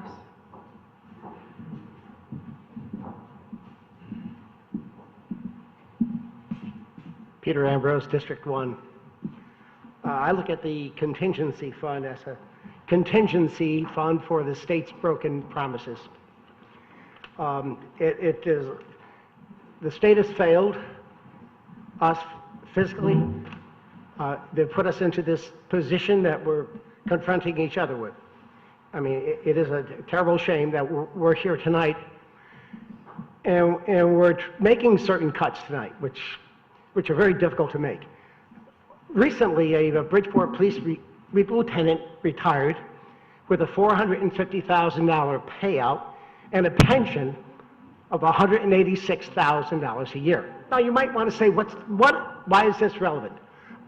It's relevant because what happens is that the state of Connecticut is looking at towns to bail out the cities that have fiscal irresponsibility. We're cutting this particular item by $825,000, leaving more than half of it where it is. And I think sometime, we have to send a message that we have to be fiscally responsible in this town. We really have to do more with less and work concertly and together to address these fiscal problems. Thank you. I'm in favor of this cut. Other members that wish to address this, Representative Lee.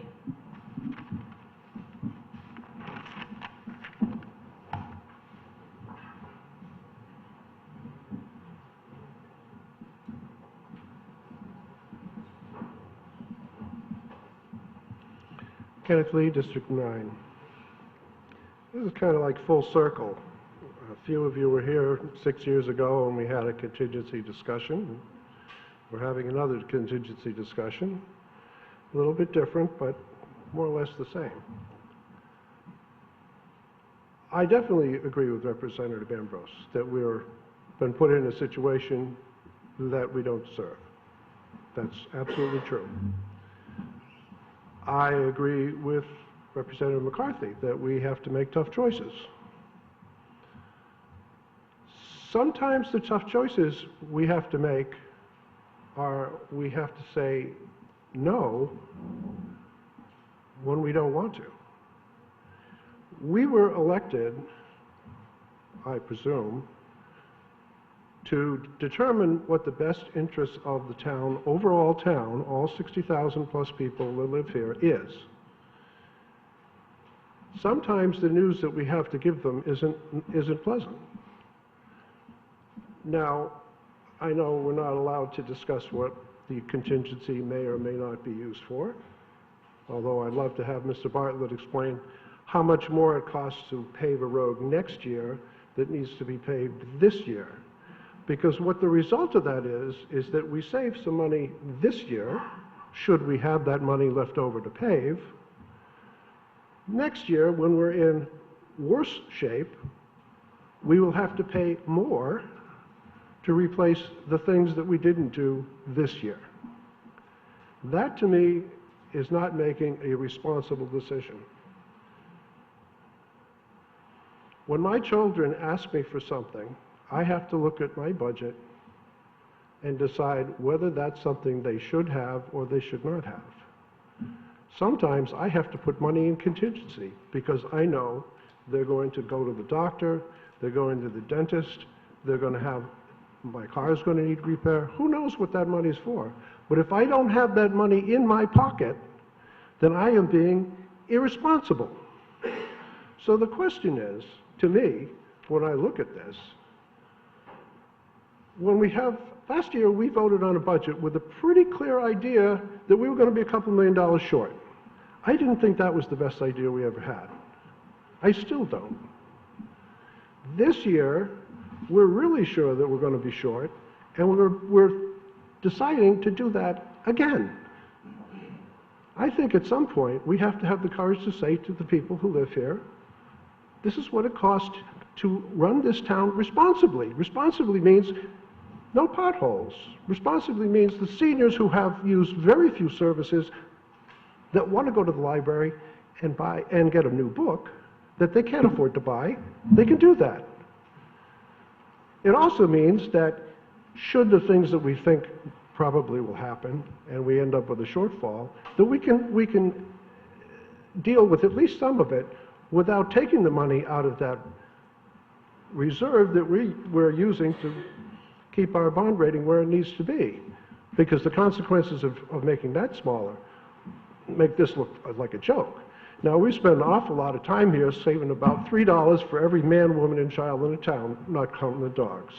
So, I mean, at some point, we just have to get real and say, this is what it costs to maintain a town properly. And we have to put on a big belly pants and do that. Are there any other members that wish to address this item before I go to the ex officios? Mr. Walsh?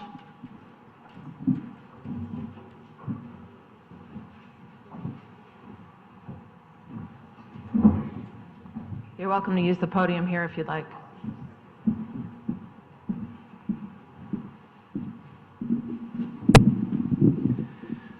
Good evening, members of the RTM. It's been a number of years since I've been here before this body. I certainly respect this body and its decisions, and having the right to make any cuts to this budget that you see. I was on this body for many years, so I certainly understand that you don't have to follow whatever the Board of Selectmen wants to do or whatever the Board of Finance wants to do, but you have your own independent right, something I totally understand. I also understand that it's one of your roles is to decide what services this town provides for the taxpayers.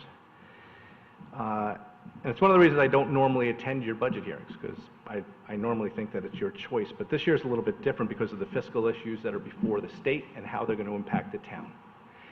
And I think I'd be remiss as a member of the Board of Finance that if I didn't come before you to explain some of these issues, to make sure you fully understand what you're doing if you are to cut this by the $825,000. There is a dark financial storm that is coming. And if you read the newspapers, it is getting worse at the state every year. Tax returns are in. We're down another $450 million with a projection of next year being down another $1.1 billion. We are going to get hit with something this year. We are going to get hit with something that we don't know about right now. And it is probably going to be larger than the $2 million that we put into additional contingency. I'd bet a lot of money on that. But that is just a kind of an area we put some money into, and I'll explain that in a second. I probably could have gone higher on that, but as a group, we agreed to put $1.2 million into contingency. And that was a specific contingency to cover things if the state hits us with a lack of municipal funding or makes us pay, hopefully not all of $9.2 million, hopefully zero, but some portion of that. But our conversation, and I'll address Mr. McCarthy's statement earlier, that we had that night was also about what happens if the legislature pulls a rabbit out of a hat. It was about trying to find ways to pay for paving, pay for additional paving, pay for DPW trucks so that the guys in the back corner can drive our snow plows and do their job. because we haven't been funding that, as you all know. We have a plan, but we just don't even follow it anymore. I think we bought 1 truck this year out of, I think we were supposed to buy 3 others. And we didn't buy ones the year before, and there was other years we didn't buy any. It's just been a compounded problem. So personally, I wanted to fund more money into those trucks, wanted to fund more money into paving, wanted more money into maybe library supplies. But the other members of my body, I think, made a pretty pervasive argument that maybe we should just put it into contingency. We'll see what the state does, and it'll give us the flexibility for the bodies to come back to us to make a plan later on if we don't get hit with that. I don't think there's anyone on the Board of Finance, but I'm not speaking for anyone in particular, that doesn't think we're going to get hit by the state. So I personally think the $1.2 million would be gone. So to hit it by $825,000 to reduce it is going to cause a major problem. It's going to cause either a supplemental tax bill, it's going to cause services to be cut, something is going to have to give.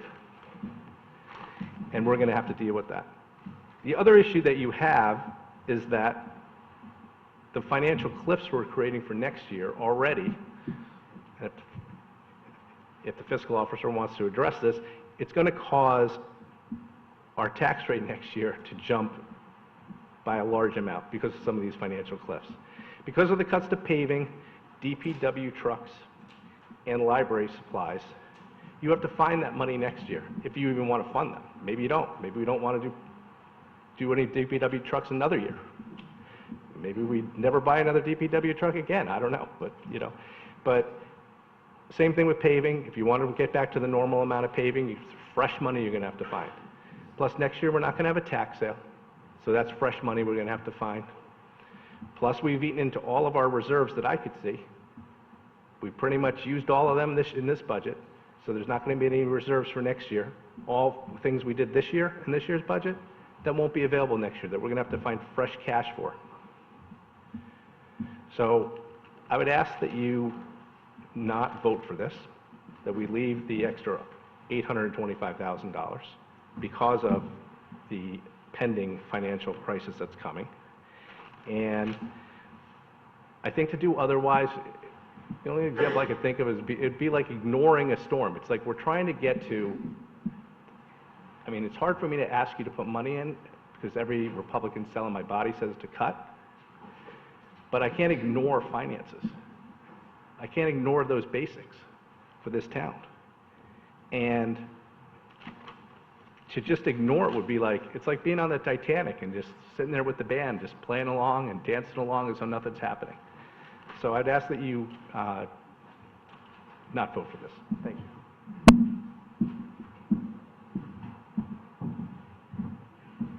Anybody else? Representative Zezima. We're not on public yet.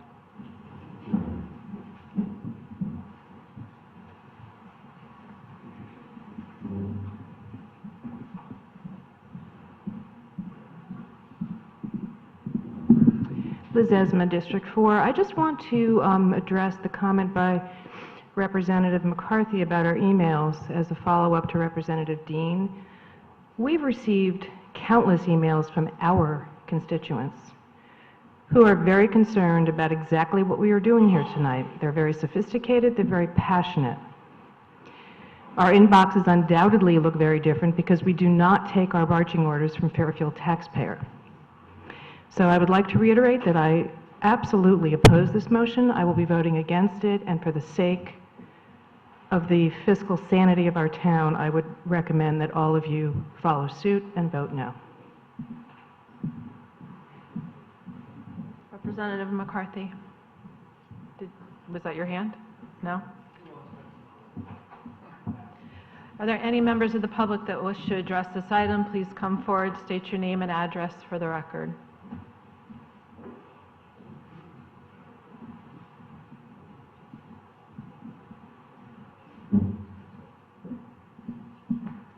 Good evening, folks. My name is Charlie O'Connor. I live on 1578 Mill Plain Road. I sat in this seat many years ago, long before any of these faces I recognize are here. But I also work for the town. I've been here 30 years. And I just wanted to give you a little background. To cut this contingency fund, I think is a very dangerous thing to do. For obvious reasons, we're in this building now because we rebuilt after Sandy. And if that happens again, where are you going to be?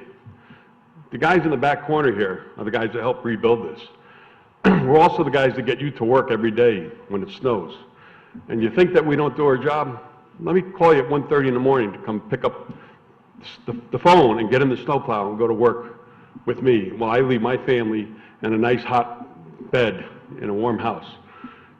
You can't do this. It's not responsible. Again, I'm fiscally responsible. I can afford to live in this town because I grew up here, I was able to save and live here. And I can't do it much longer if we keep going the way it is. As it is right now, my department, Public Works, we don't have a contract. We've been without a contract for over 3 years. And that's got nothing to do with the contingency fund, but you haven't voted on our contract yet. You don't know what's going to happen. So that's one issue you've got. The other issue is cut the truck. Go ahead. Guess what? Maybe your road doesn't get plowed next year. Maybe Main Street doesn't get plowed. We don't know. But you've got to think about what you're doing here, folks, because it's going to happen. It's happened once. It happened twice. What was the storm we had before Sandy? This building here, this deck out here, got knocked out. We rebuilt it. Sandy came, we rebuilt this building again. You really have to think about what's going on here. And for you to not think responsibly is not right. If you want to cut certain things, but do not cut what you need to have when something else comes up, because it's going to come up. And like I said, I was on the RTM many years ago. My daughter's 29, so it was 28 years ago. I was on the RTM, and there's only a couple of faces I recognize here. Betsy Brown is one of them. And you know, there's not many else I see here. I remember Chris Liddy was on the police department back then. I didn't know Chief McNamara, but you know, you're all new, and I've been here forever, and I don't plan on going anywhere. At least I'd like to not go anywhere. But you've got a lot of responsibility to the taxpayers in this town to think about what you're doing. So I suggest you don't cut the contingency fund. Thank you. Thank you. Any other members of the public wish to address this item? Please come forward, state your name and address for the record, please.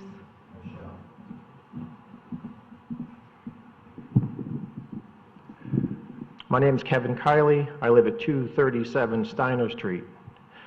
Very briefly, I just wanted to take everyone in this room back to the comments of 3 gentlemen tonight. Go back to Mr. Flynn's comments, the chairman of the Board of Finance. He talked about risk, the risk from the state, either loss of revenue or additional expenses that we do not know about. He also talked about the risk within the town budget on the revenue side. It's tight, there are pressures, and we need to be careful and cognizant of the fact that we may not achieve all the revenues that we are expecting and budgeting for next year. Mr. Tetro spoke about managing risk and mitigating risk, and I would ask you to please listen to his comments as well. He's the CEO of the town, and he manages these departments. And within each department, every manager has done a very good job of getting the budgets as tight as they can, as lean as they can, and there is little wiggle room in each of these budgets. Mr. Walsh got up and spoke, a member of the Board of Finance, and I'm not going to repeat what these 3 gentlemen and other people have said to you. I'm just going to ask you to please listen to what they said.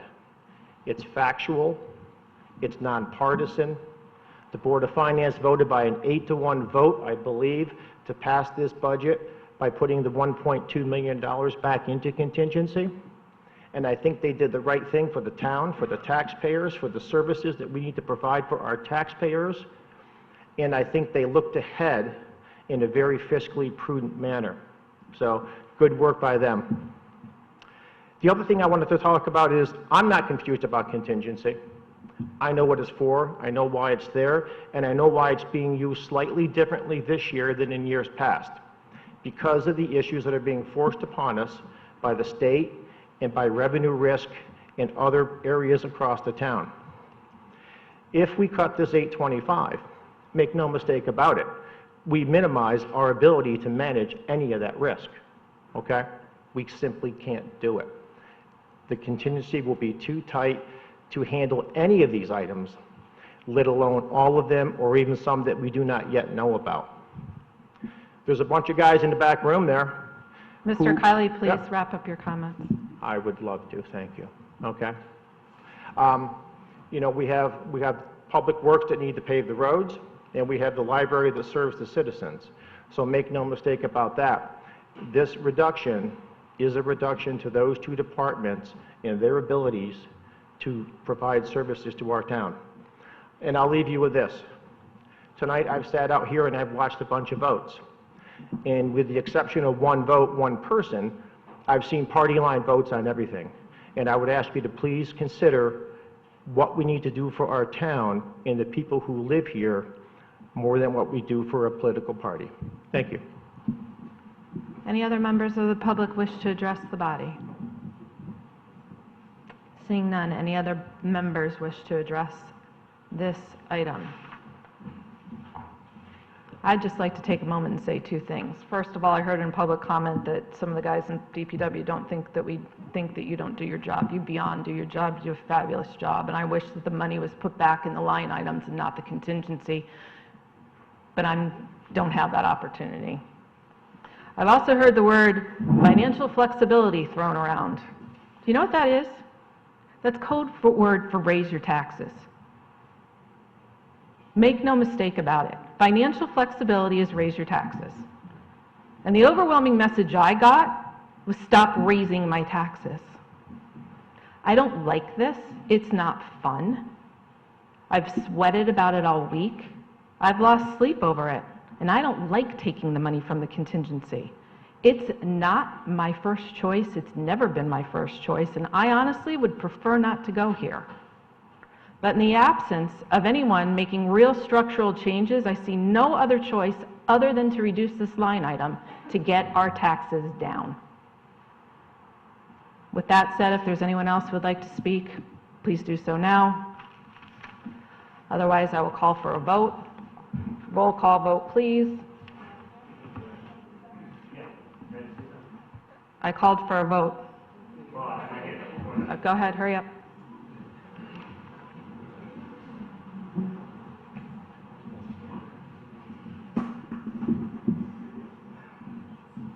Matt Ambrose, District 6, and I would just say that taxes are high, I agree. I'd love to be able to cut them, but I don't think that we should be cutting services that actually make paying these taxes palatable. One of them being the library, and the other being driving on nice, safe, paved roads. So, just like you to consider it. Thanks. Thank you. Are we prepared to vote? Will the clerk please call the roll? Peter Ambrose? Yes. John Jones? Yes. Mary McCullough? Yes. Keith Varian? Yes. Bill Gerber? No. Tim Lynch? Yes. Eric Newman? No. Cindy Perham? No. Heather Dean? No. Alex Durrell? Yes. Robin Orris? Yes. Ron Pine? Yes. Jen Hochberg? No. Aaron Lopez? No. Phil Pierce? No. Liz Esma? No. Josh Garskoff? Ruth Smay? No. Carol Way? Yes. Jay Wolk? No. Matt Ambrose? No. Hannah Gale? No. Pamela Jones? No. Ray Newberger? Yes. Tom McCarthy? Yes. Mark McDermott? No. Jill Vergara? No. Karen Wackerman? No. Hank Ferentz? Yes. Pamela Iacono? Yes. Christine Messina? Peter Tallman? Yes. Brian Farnan? Yes. Drew Georgiadis? No. Ken Lee? Bill Perugini? Yes. Sam Cargill? Yes. Paul Fattabine? Yes. Michael Hurley? Yes. Eric Sunman?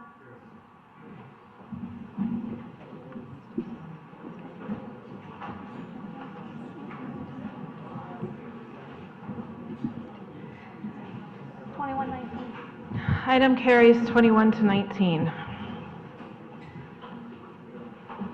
Hold on for 1 second, I need my agenda.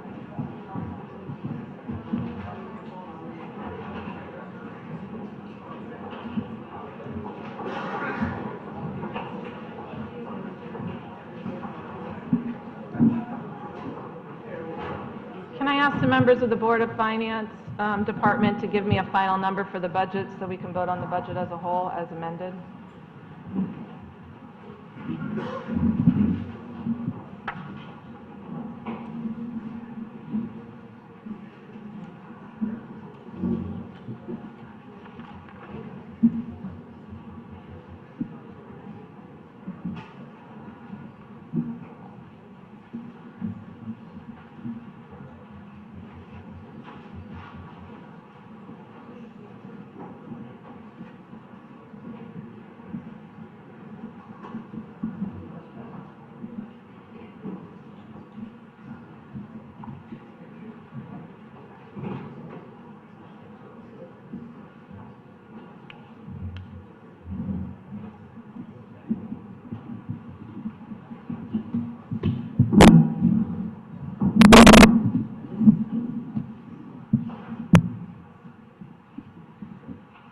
All right, the final budget is $298,491,556.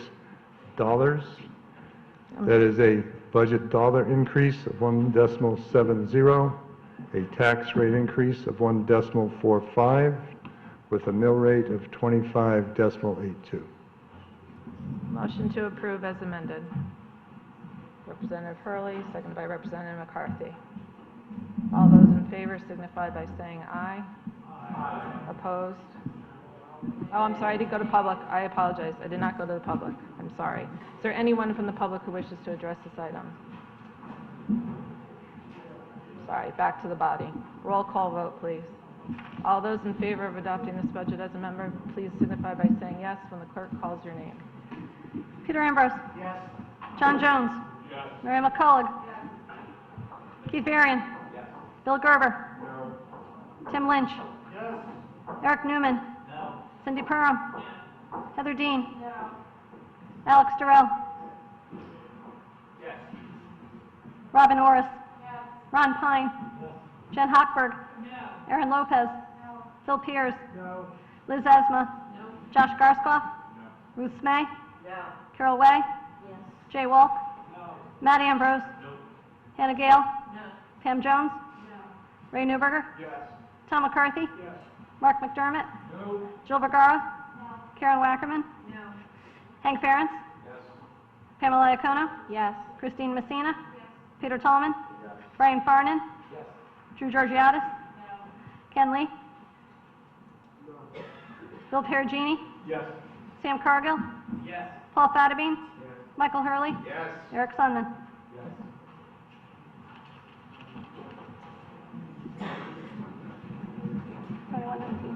Motion carries 21-19. The budget passes.